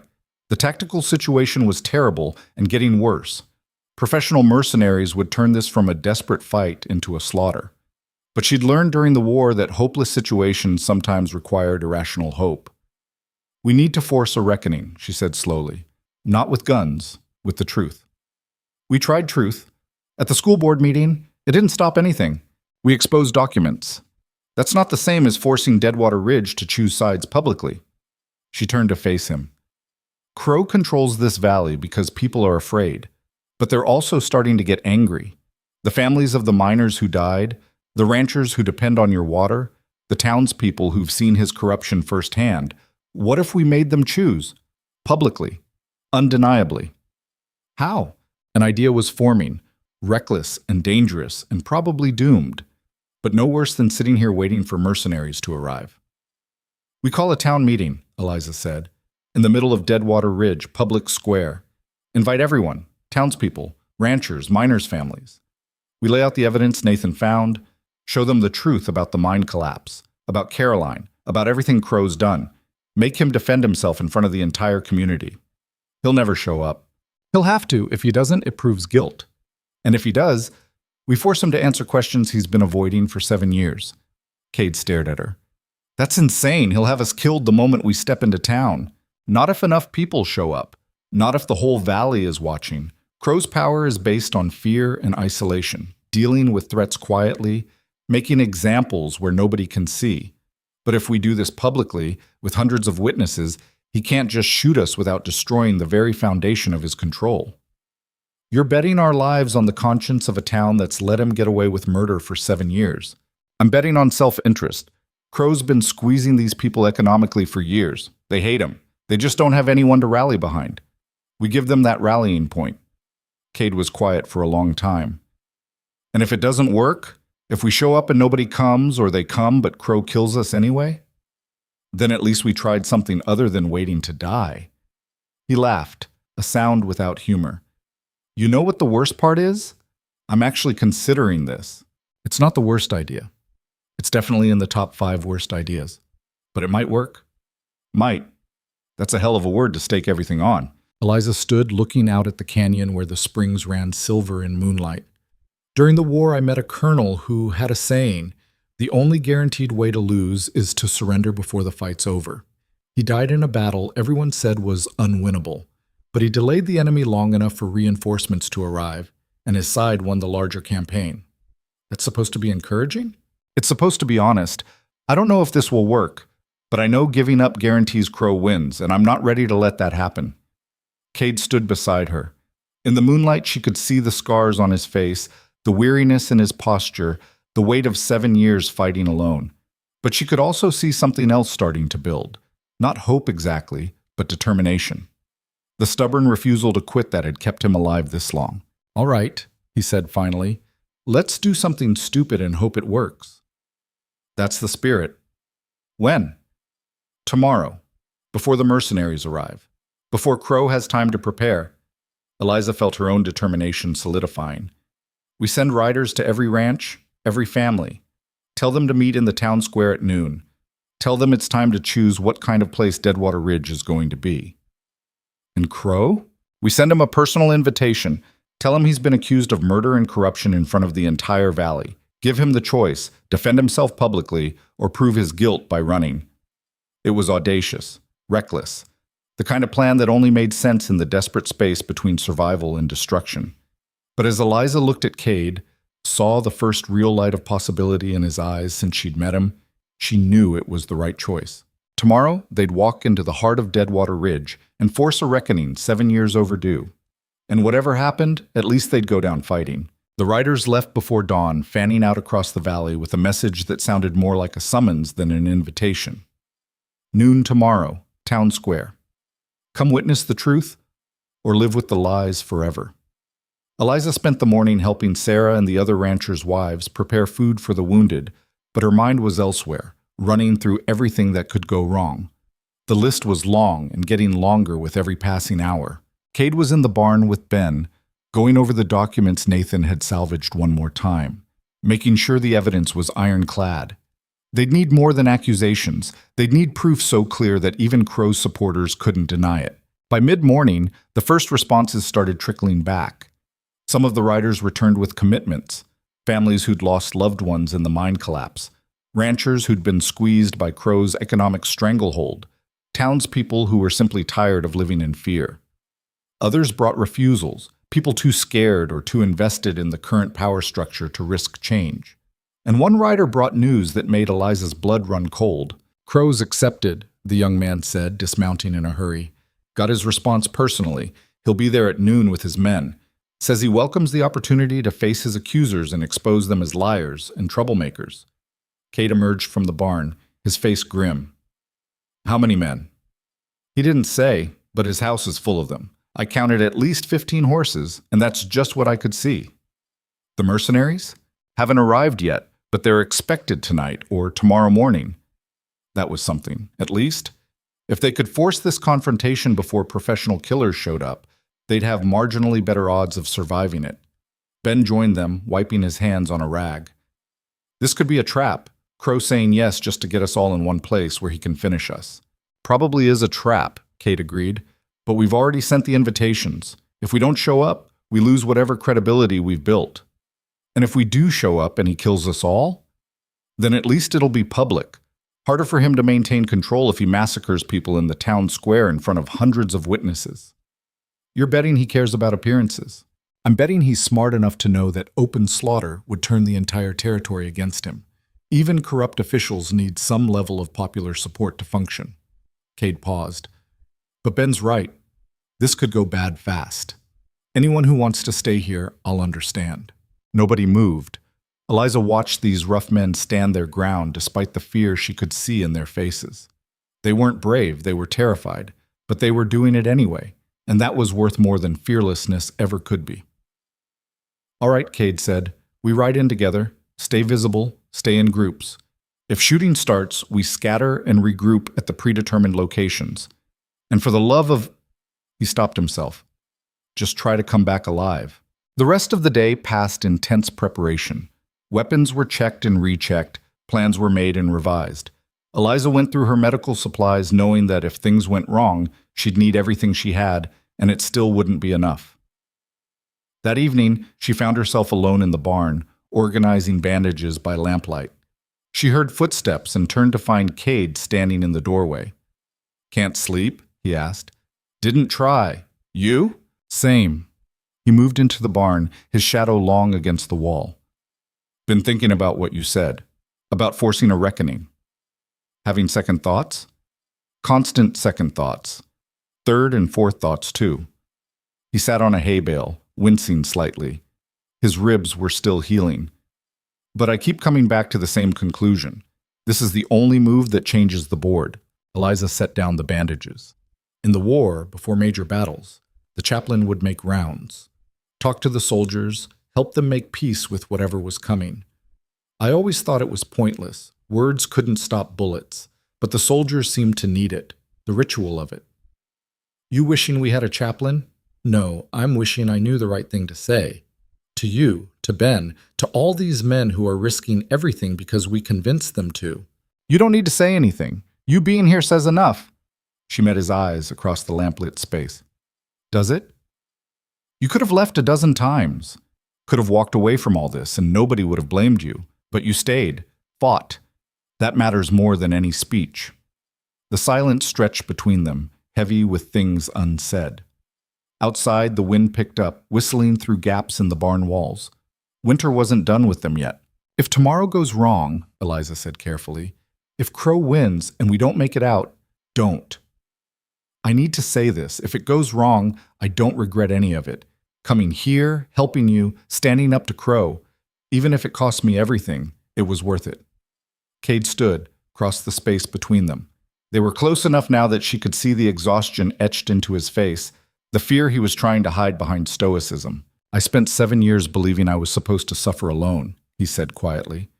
That I deserved the isolation, the hatred, all of it. Penance for not saving Caroline, for not stopping the mind collapse, for every mistake I've made. And then you showed up and just... He stopped, searching for words. You didn't look at me like I was broken.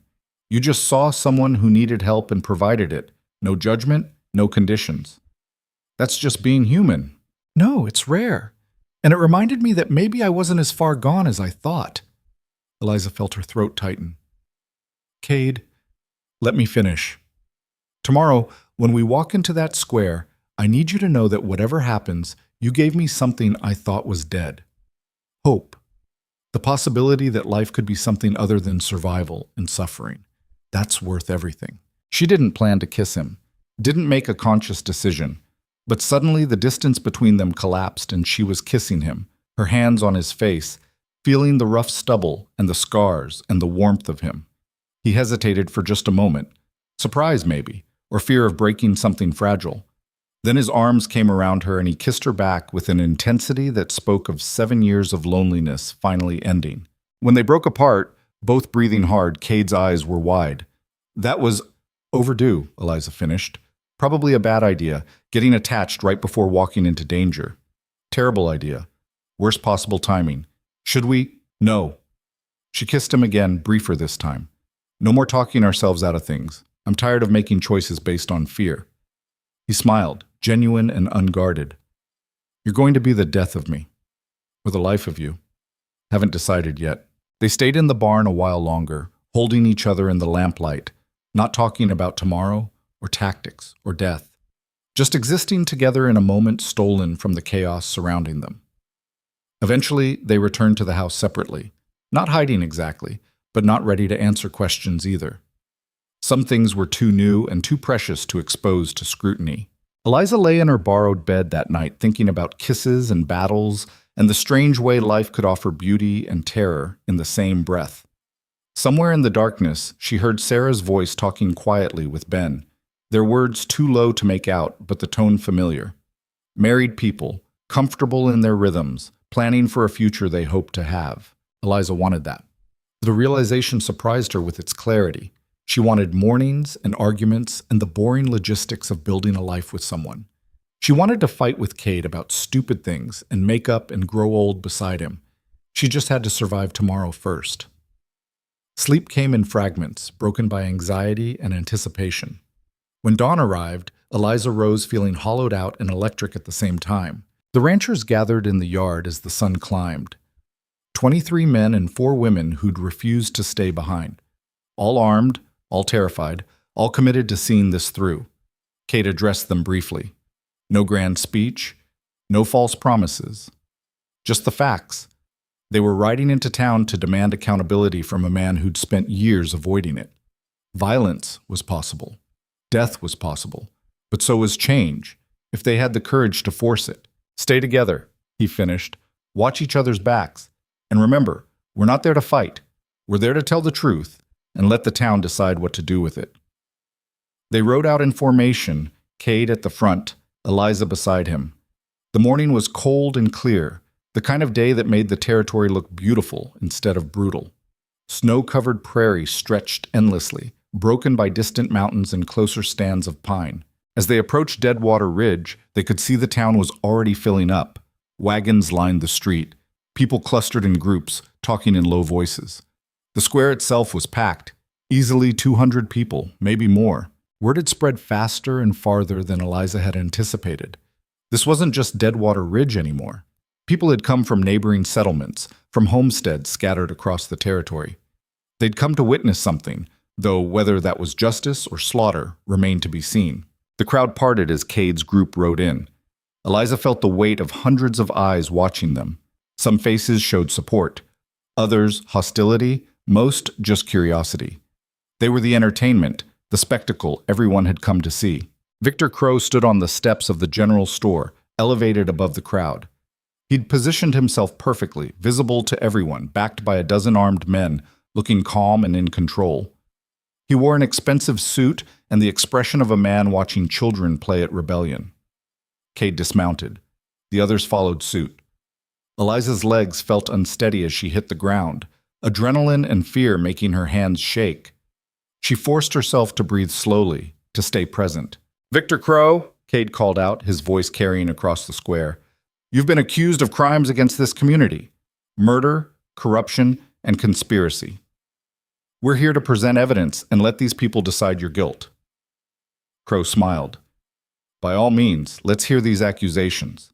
Nathan stepped forward, carrying the leather case of documents.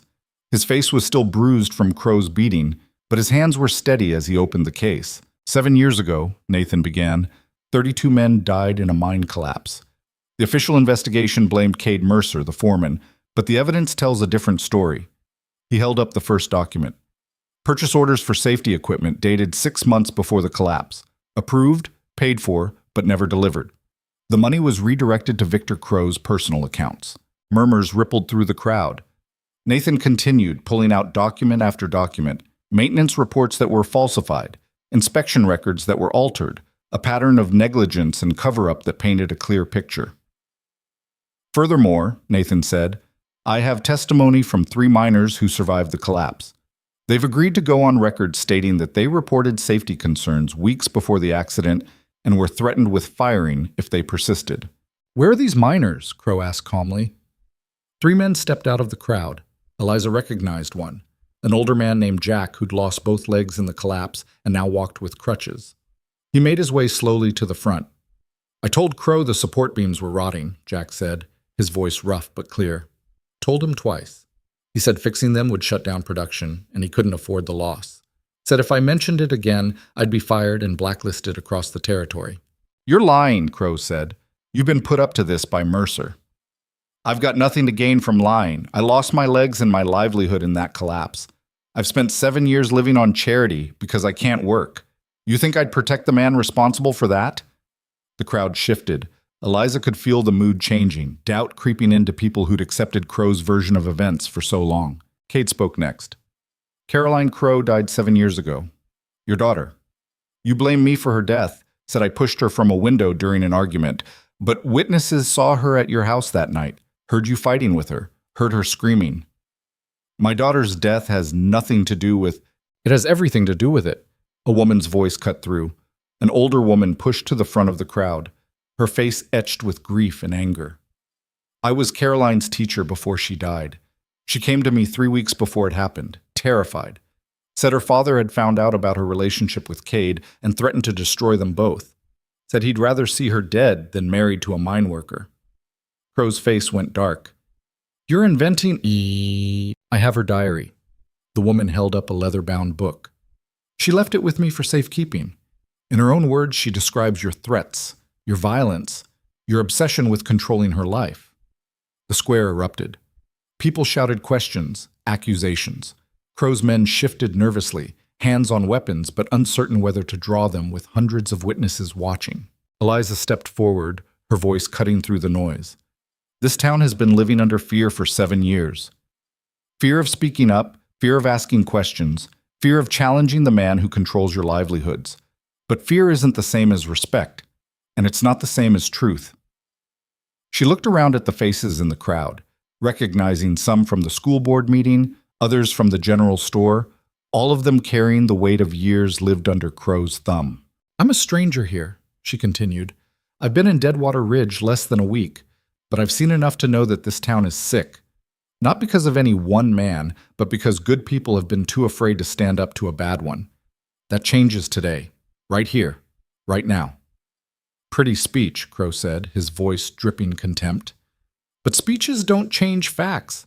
I own this town. I own the mine, the bank, most of the buildings you're standing in.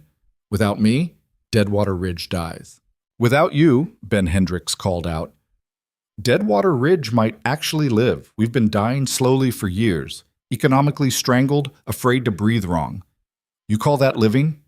More voices joined in, ranchers talking about impossible loan terms, merchants describing pressure to buy only from Crow-approved suppliers, families recounting loved ones who'd disappeared after crossing him. The accusations came faster now, building on each other. 7 years of suppressed grievances pouring out all at once. Crow raised his hand and his men lifted their rifles. The crowd went silent. This has gone far enough, Crow said. You're all worked up over lies and manipulation. Cade Mercer is a murderer who's convinced you that his crimes are mine, and you're foolish enough to believe him. Then prove it, Cade said.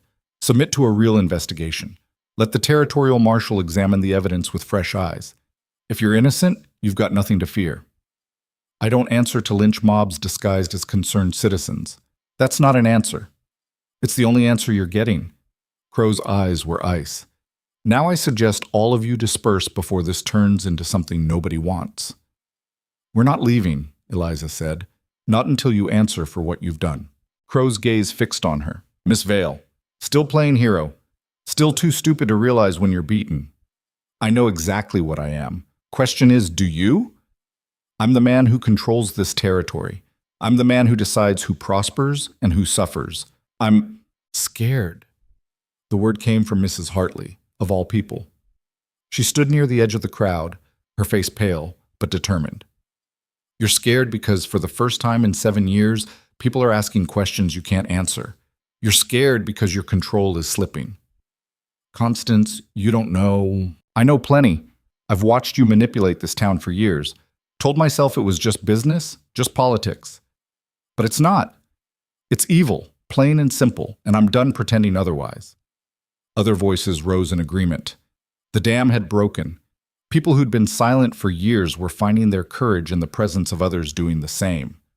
Crow's face had gone purple with rage.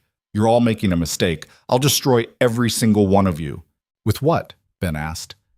Your reputation's in pieces. Your barn's burned. Your documents are public. What exactly do you have left? I have power, Crow's voice cracked.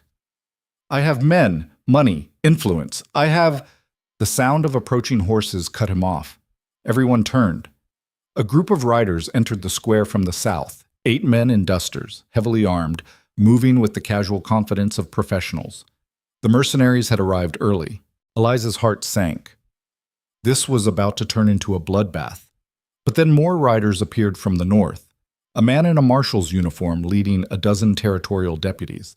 He rode straight to the center of the square and dismounted. I'm Marshal Thomas Wade, he announced. I've got warrants for the arrest of Victor Crow on charges of fraud, corruption, and negligent homicide. I've also got orders to investigate the deaths of 32 miners and 1 Caroline Crow. The square erupted in chaos. Crow's men looked at each other, uncertain. The mercenaries stopped their approach, calculating odds they didn't like.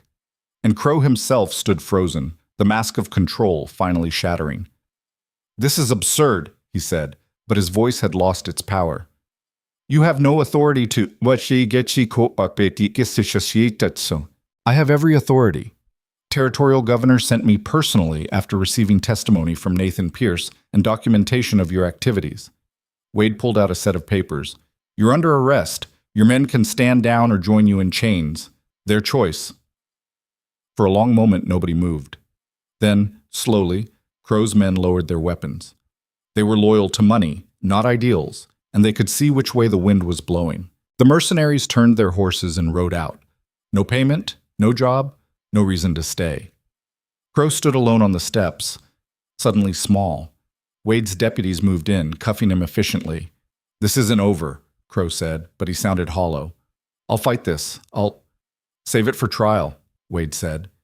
They led him away through a crowd that watched in stunned silence.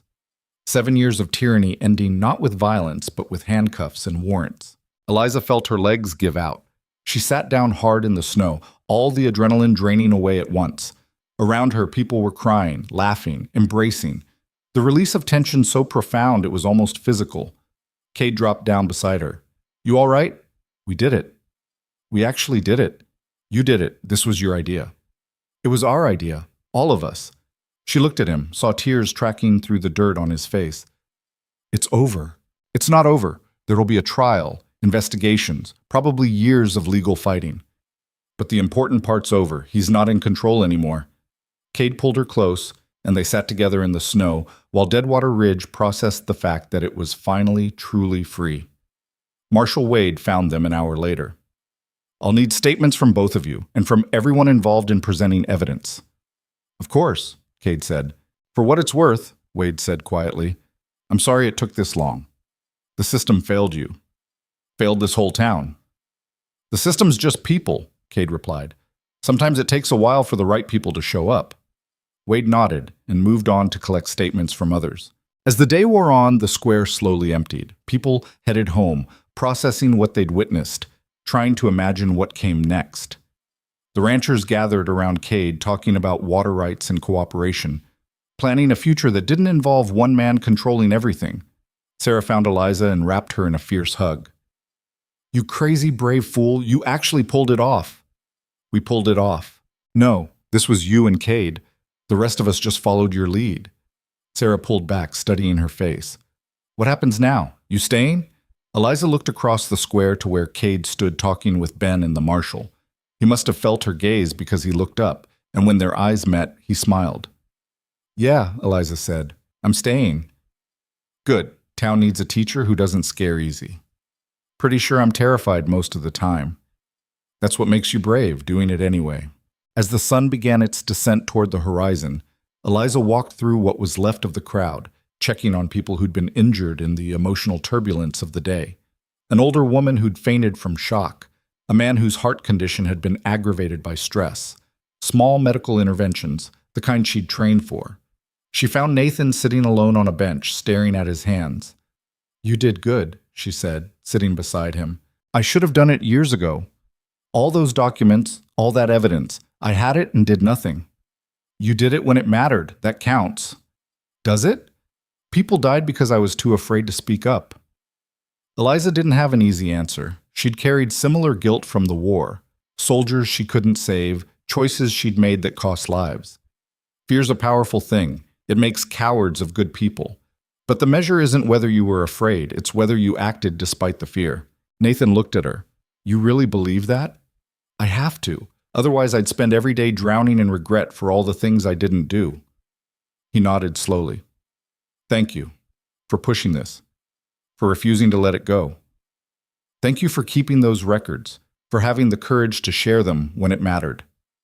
They sat together as the light faded, two people who'd found strength they didn't know they had, processing what they'd survived.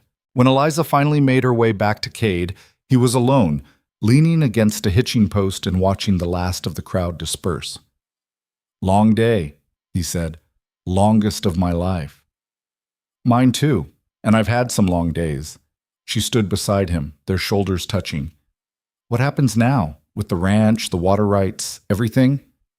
Wade says the territorial governor wants to establish a water cooperative. Make sure no one person ever controls the springs again. Seems fair. And you? Me? He looked at her. I keep ranching, keep living, figure out what normal life looks like after 7 years of war. Sounds boring. Sounds perfect. They walked back to where the horses were tied, moving slowly, neither of them ready for the day to end despite the exhaustion. Around them, Deadwater Ridge was transforming, not physically, but in some essential way. The weight had lifted, people could breathe again. Before they mounted up, Cade caught her hand. About last night, he said. In the barn. What about it? I meant what I said about you giving me hope. About... He stopped, started again. I'm not good at this. Talking about feelings. Spent too long not having any. You're doing fine. I want you to stay. Not just in Deadwater Ridge. Here. With me. At the ranch. The words came out rushed, like he was afraid he'd lose his nerve if he didn't say them all at once. I know it's fast, and I know I'm probably broken in ways I don't even realize yet, but... Eliza kissed him, cutting off the spiral of self-doubt. Yes, she said when they broke apart. To all of it. Yes. The ride back to the ranch felt different, lighter, like they were moving towards something instead of running from it. That night, with the guards posted and the house full of ranchers celebrating their victory, Cade and Eliza sat on the porch one last time. The stars were bright overhead, the canyon dark except for the silver thread of the springs catching moonlight. "We should probably talk about practical things," Eliza said, "like where I'll sleep and how this works and what people will think." "People will think what they want regardless of what we do." "True. As for where you'll sleep," he paused, "I'd like you to stay in the main house, in my room, but I'll understand if that's too fast, if you need time to—" "Cade." "Yeah? Stop overthinking. I'll stay wherever you are."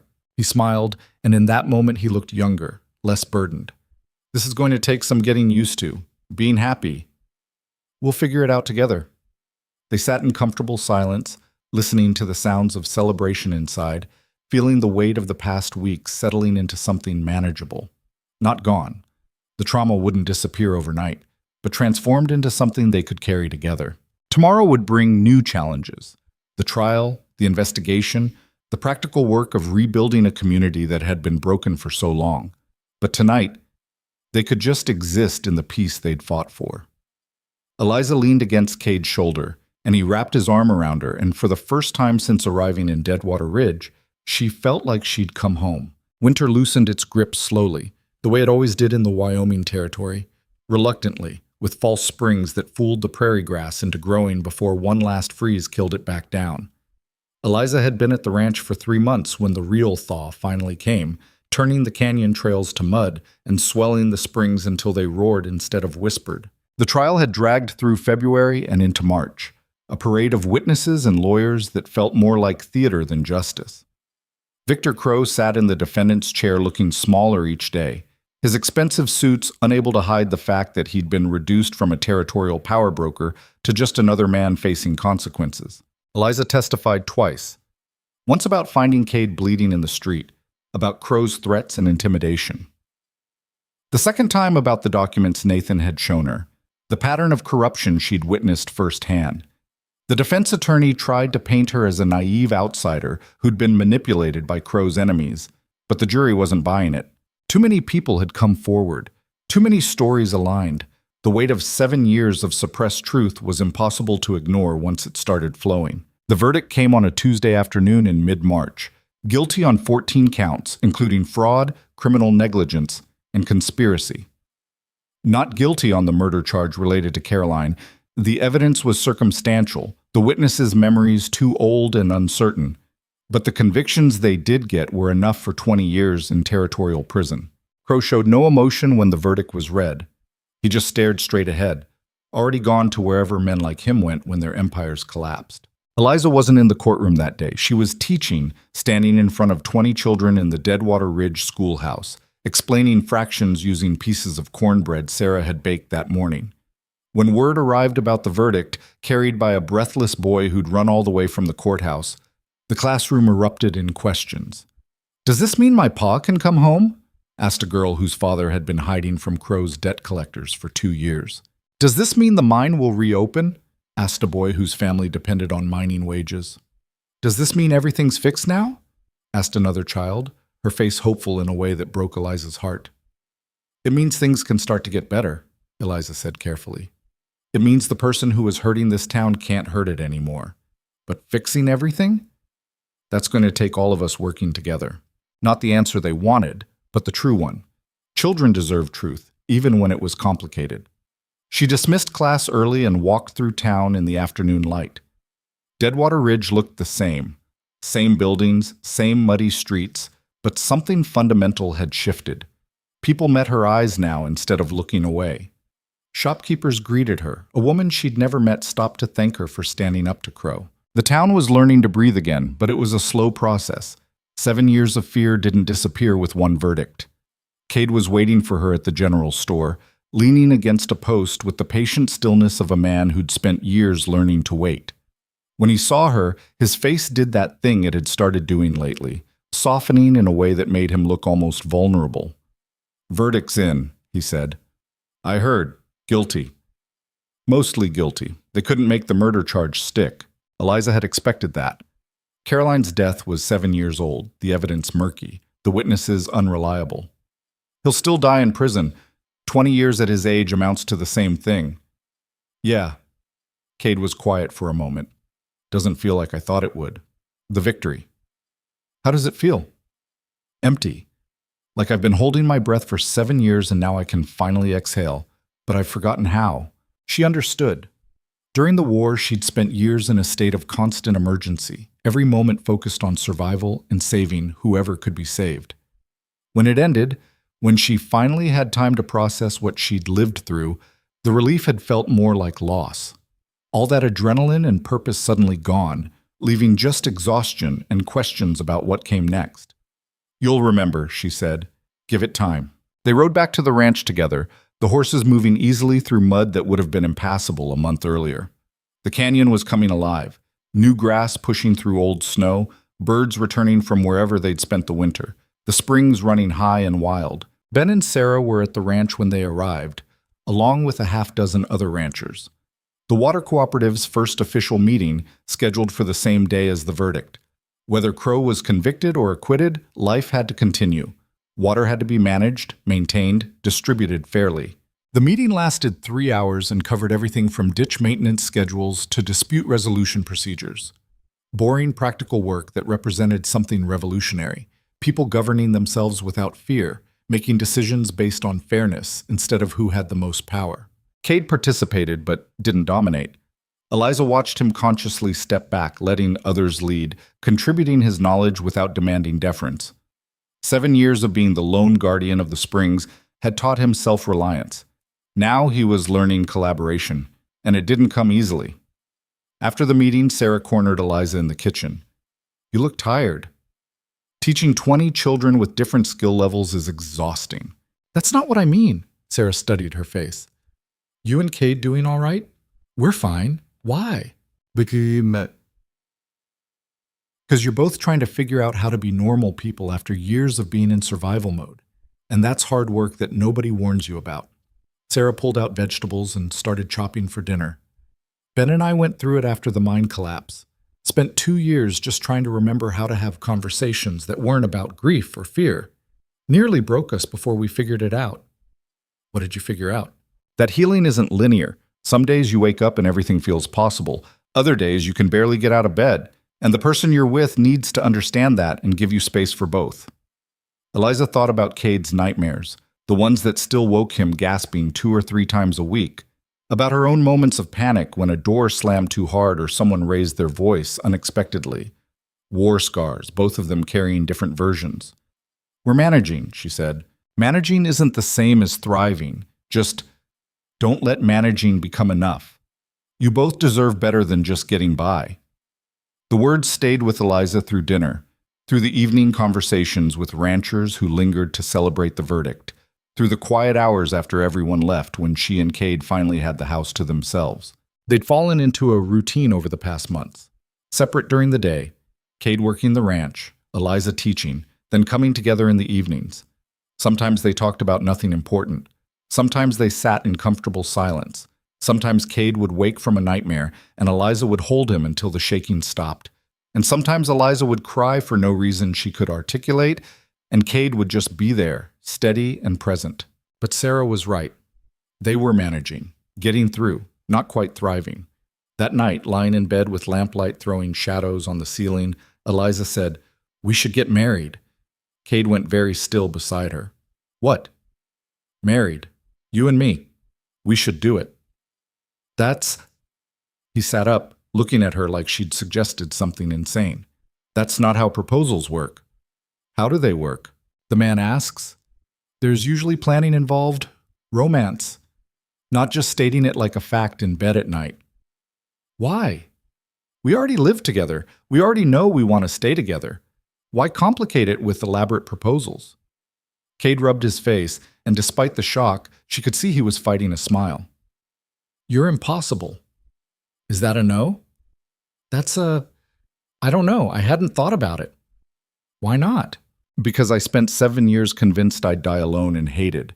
Marriage wasn't exactly on my list of probable futures." He looked at her. "But if I was going to think about it, I'd want to do it right. Not have it be something you suggested because Sarah said we weren't thriving. That's not why. Eliza stopped. You heard that? Kitchen window was open. I wasn't trying to eavesdrop, but I heard. She felt heat rise in her cheeks. Fine. Then you propose, properly, with romance and planning and whatever else you think it needs. Just like that? Just like that. And if I don't, if I decide I'm not ready or I want to wait, then we wait. But I needed you to know that I'm ready, whenever you are. Cade lay back down, pulling her close. You're the strangest woman I've ever met. Good strange or bad strange? Best strange. The kind that saves people who are bleeding in the street and refuses to give up on lost causes. You're not a lost cause. I was. Then you showed up. They fell asleep like that, tangled together, and for once Cade didn't have nightmares. Spring arrived properly in April, transforming the prairie from brown to green almost overnight. The schoolhouse became unbearably hot in the afternoons, so Eliza started holding classes outside when the weather allowed, teaching geography by having students map the creek, and biology by examining the plants returning to life. The children were thriving. That was the only word for it. Released from the fear that had permeated every aspect of Deadwater Ridge life, they were louder, more curious, more willing to ask questions and take risks. The change reminded Eliza that children were remarkably resilient when given the chance to be. One afternoon in late April, she returned to the ranch to find Cade standing in the yard looking nervous. He wore a clean shirt, his good one, the one he saved for rare trips to town, and he'd obviously made an effort to tame his hair.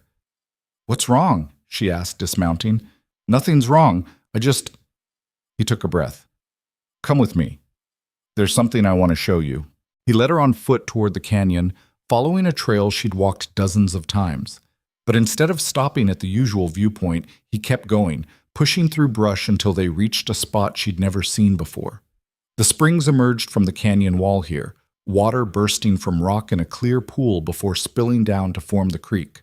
Cottonwood trees grew in a rough circle around it, their branches just starting to leaf out. The late afternoon sun turned everything golden. It was beautiful, the kind of place that made you understand why people fought and died for this land. "I used to come here when things got bad," Cade said. "When the town's hatred got too heavy or the loneliness felt like it would crush me, I'd sit here and remind myself what I was protecting, why it mattered." Eliza waited, sensing there was more.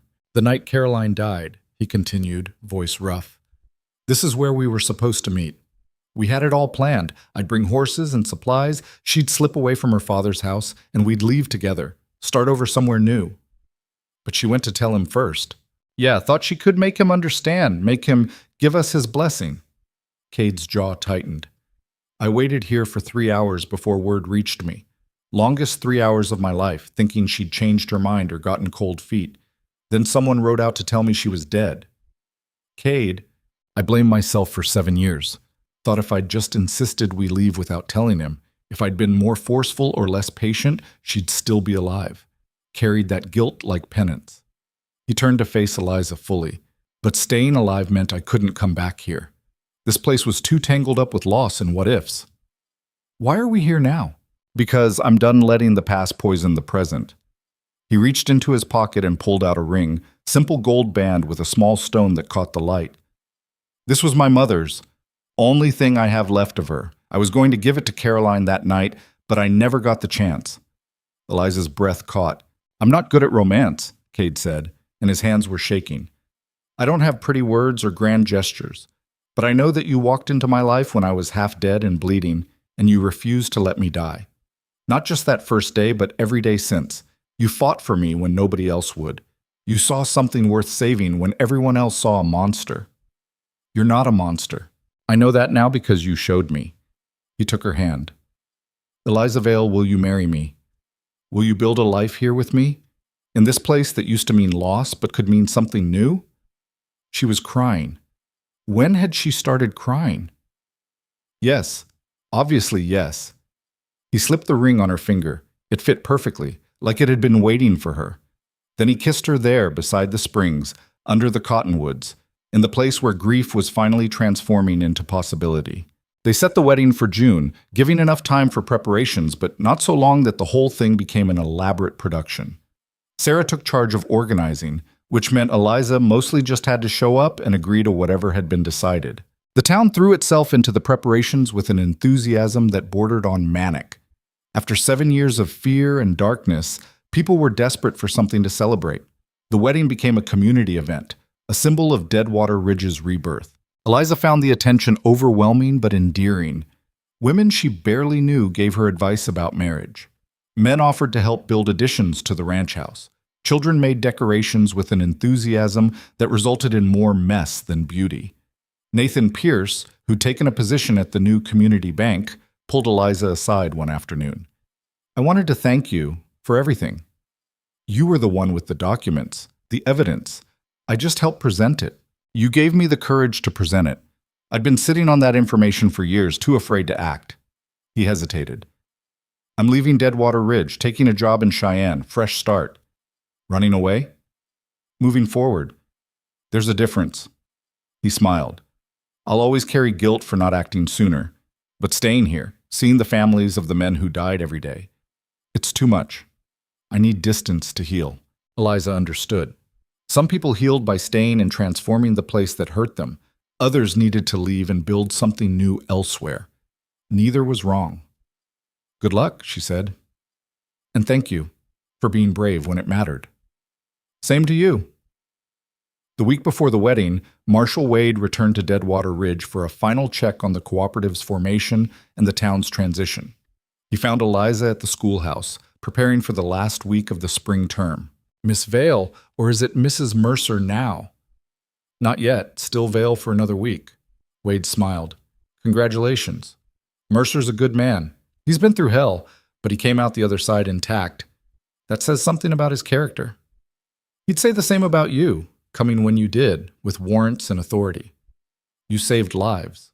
I was doing my job. Wish I'd done it sooner, but better late than never." Wade leaned against her desk. "I wanted to tell you in person.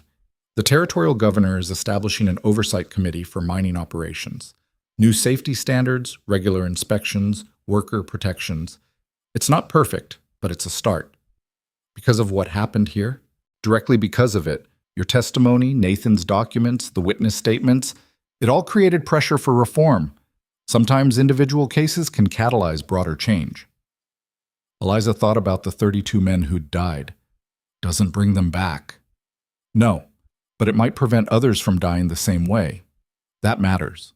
After Wade left, Eliza sat alone in the schoolhouse thinking about legacy and justice and the strange ways individual actions rippled outward.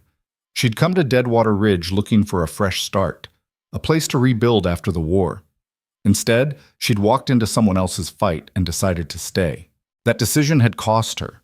Sleepless nights, constant fear, the trauma of violence she'd hoped to leave behind.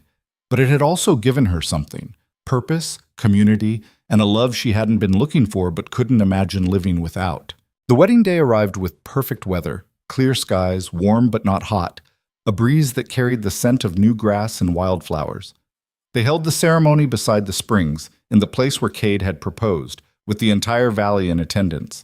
Eliza wore a simple dress that Sarah had helped her make, white cotton with blue embroidery. No veil, no elaborate train, just clean lines and practical beauty. Cade wore his good suit and looked terrified. Ben served as best man. Sarah stood beside Eliza as matron of honor. The preacher who'd agreed to perform the ceremony was new to the territory, young and earnest, clearly overwhelmed by the size of the crowd that had gathered. Over 200 people came. Ranchers and townspeople, children from Eliza's class, families who'd suffered under Crow, and those who'd simply heard about the couple who'd brought him down. They packed the canyon, spilling up the slopes, creating an audience that turned an intimate ceremony into a public affirmation. The preacher stumbled through the vows, nervous but sincere. Eliza barely heard the words. She was too focused on Cade's face, on the way he looked at her like she was something precious and impossible. When it came time for the rings, Cade's hands shook as he slipped the wedding band beside his mother's ring on Eliza's finger. Her hands were steadier when she put his ring on, though her voice cracked when she spoke the vows. "I now pronounce you husband and wife," the preacher said, sounding relieved to have gotten through it. "You may kiss—" Cade was already kissing her, pulling her close while the crowd erupted in cheers and applause. The celebration that followed lasted until well after dark. Tables had been set up near the ranch house, loaded with food that families had contributed. Someone had brought instruments, and dancing started as soon as the sun began to set. Children ran wild, freed from their usual constraints. Adults drank and talked and laughed with the particular joy of people who'd survived something terrible and come out the other side. Eliza danced with Cade, with Ben, with ranchers whose names she was still learning. She accepted congratulations and well wishes until her face hurt from smiling. And through it all, she kept touching her wedding ring, unable to quite believe it was real. Late in the evening, she and Cade managed to slip away from the crowd. They walked to the porch and sat in their usual spot, watching the celebration continue in the yard. "We did it," Eliza said. "We're married." "Yeah." Cade sounded dazed. "Wasn't sure this day would ever come. Spent so long thinking I'd die alone." "Well, you're stuck with me now, for better or worse." "Definitely for better." He pulled her close. "I don't know how to be a good husband. I'm going to mess this up constantly. I don't know how to be a good wife. We'll mess it up together." "That's the plan?" "That's the plan. Make mistakes, figure it out as we go, and refuse to give up on each other." They sat in silence for a while, listening to music and laughter drifting across the yard. The moon was rising, turning the canyon silver. "What do you think happens now?" Cade asked. "After all this? After the trial and the wedding and everything settling into normal? We live. We work. We build something that lasts." Eliza leaned her head on his shoulder. "We teach the children, manage the water, help the town heal. Boring, everyday things that matter more than dramatic gestures. Sounds perfect." "It won't be perfect. We'll fight sometimes. Money will be tight. Winters will be hard. The town will have setbacks and struggles." "Still sounds perfect to me," she smiled. "Me too."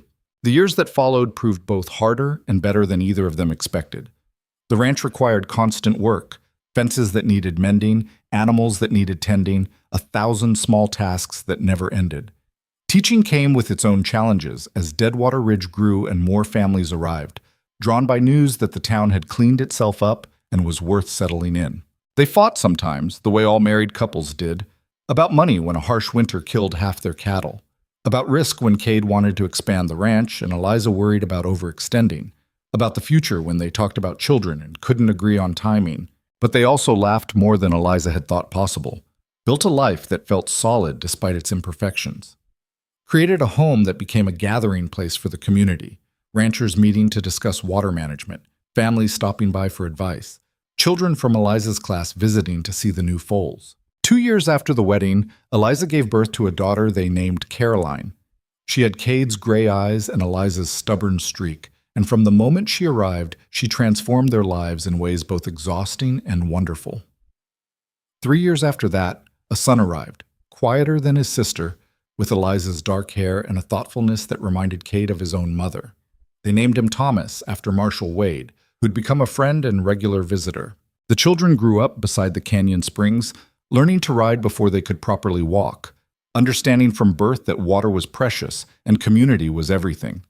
Caroline became a teacher like her mother. Thomas became a rancher like his father, though he also served on the town council and pushed for progressive reforms that made Deadwater Ridge a model for other frontier communities. But all that was years ahead. In the immediate aftermath of the wedding, Eliza and Cade simply lived. They worked hard, supported each other through difficult moments, and built something that lasted not because it was perfect, but because they refused to give up on it. Deadwater Ridge itself transformed slowly. The mine reopened under new management with proper safety standards.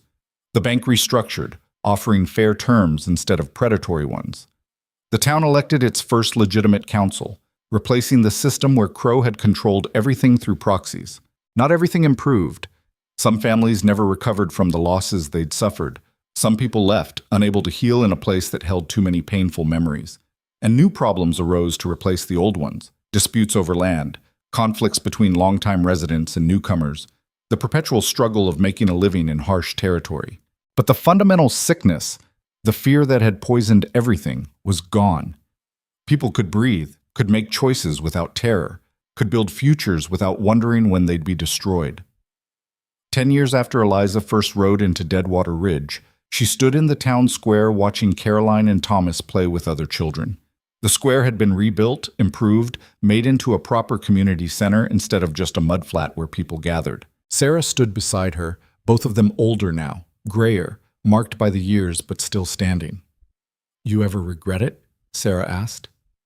"Coming here?" "Everything that happened." Eliza thought about the question. The honest answer was complicated. She'd gained so much: love, purpose, a family, and community that sustained her. But she'd also been marked by violence, had killed a man in that first desperate raid on Crow's compound, carried scars both physical and mental from the battles they'd fought. "No," she said finally. "I don't regret it. It cost more than I expected, but it gave me everything I didn't know I needed." "That's a good answer. What about you? You and Ben could have left, could have started over somewhere easier." "Easier isn't always better. Sometimes the hard things are what make life worth living." Sarah watched the children playing. "We built something here. Out of fear and ashes, we built something good. That matters." That night, lying in bed with Cade beside her and their children asleep in the next room, Eliza thought about legacy and meaning, about the way individual choices rippled outward, creating consequences that lasted long after the original actors were gone. She'd come west looking to escape the war. Instead, she'd walked into a different kind of battle and learned that running from fights didn't work. Eventually, you had to stand your ground, face the things that scared you, and refuse to let evil win through your silence. It was a hard lesson, one that cost her sleep and safety and the comfortable distance she'd tried to maintain. But it had also taught her that courage wasn't the absence of fear. It was acting despite fear, choosing to stand up when sitting down would be easier, refusing to let injustice continue just because fighting it was dangerous. "You're thinking too loud," Cade murmured beside her. "Sorry, didn't mean to wake you." "You didn't. I was thinking too." He rolled over to face her, about how impossible all this seemed 10 years ago, about how I'd given up on anything good ever happening, and then you showed up and refused to let me stay given up. Best decision I ever made. Even though I'm difficult and stubborn and terrible at expressing emotions, especially because of that." She kissed him. "We're a matched set. Both difficult, both stubborn, both learning how to be human again after forgetting how." They fell asleep tangled together, the way they had for 10 years, the way they would for the decades ahead. Outside, the canyon springs ran silver in the moonlight, feeding the valley that had nearly destroyed itself but chose healing instead. And in the morning, they'd wake up and do it all again. The hard work of living, of building, of refusing to let the darkness win. It wasn't glamorous or dramatic. It was just life, lived deliberately, with intention and hope, and the stubborn belief that tomorrow could be better than today if people were willing to fight for it. That was the truth Deadwater Ridge had learned, the lesson written in 7 years of suffering and 1 moment of collective courage. Communities didn't save themselves through individual heroes. They saved themselves when ordinary people decided that enough was enough, when they chose to stand together instead of cowering separately, when they refused to let fear be the defining force of their lives. Eliza had just been the catalyst, the spark that reminded people they had power if they chose to use it. The rest, the real work of transformation, had come from ranchers and townspeople and families who'd decided their children deserved better than what they'd inherited. And in the end, wasn't that what mattered? Not the dramatic confrontations or the trials or the moments that would make good stories, but the quiet daily work of building something worth passing down. The choice to plant trees you might never see grow, to fight battles that might not be won in your lifetime, to believe that struggle itself had value, even when victory wasn't guaranteed. Deadwater Ridge had learned that lesson the hard way, but it had learned it. And that knowledge, that hard-won understanding, was the real victory, more lasting than any verdict, more meaningful than any single triumph. The town that had nearly destroyed itself through fear and silence had become a place where people spoke up, where justice mattered, where the powerful could be held accountable. It wasn't perfect. It never would be. But it was better, and it was still improving, and that was enough. Sometimes, Eliza thought, as sleep finally claimed her, that was all anyone could ask for. Not perfection, but progress. Not the absence of struggle, but the refusal to surrender to it. Not fearlessness, but the courage to act despite fear. And love. Always love. The kind that saw you at your worst and stayed anyway. The kind that fought alongside you through the darkness and celebrated with you in the light. The kind that transformed survival into living, existence into purpose, fear into hope. That was what she'd found in Deadwater Ridge, and that was what she'd spend the rest of her life protecting, nurturing, and passing down to whoever came next. The story of how a town saved itself wasn't about one woman or one man. It was about all of them, choosing together, refusing to quit, building something that lasted not because it was easy, but because it was necessary. And in the end, that was the only story worth telling.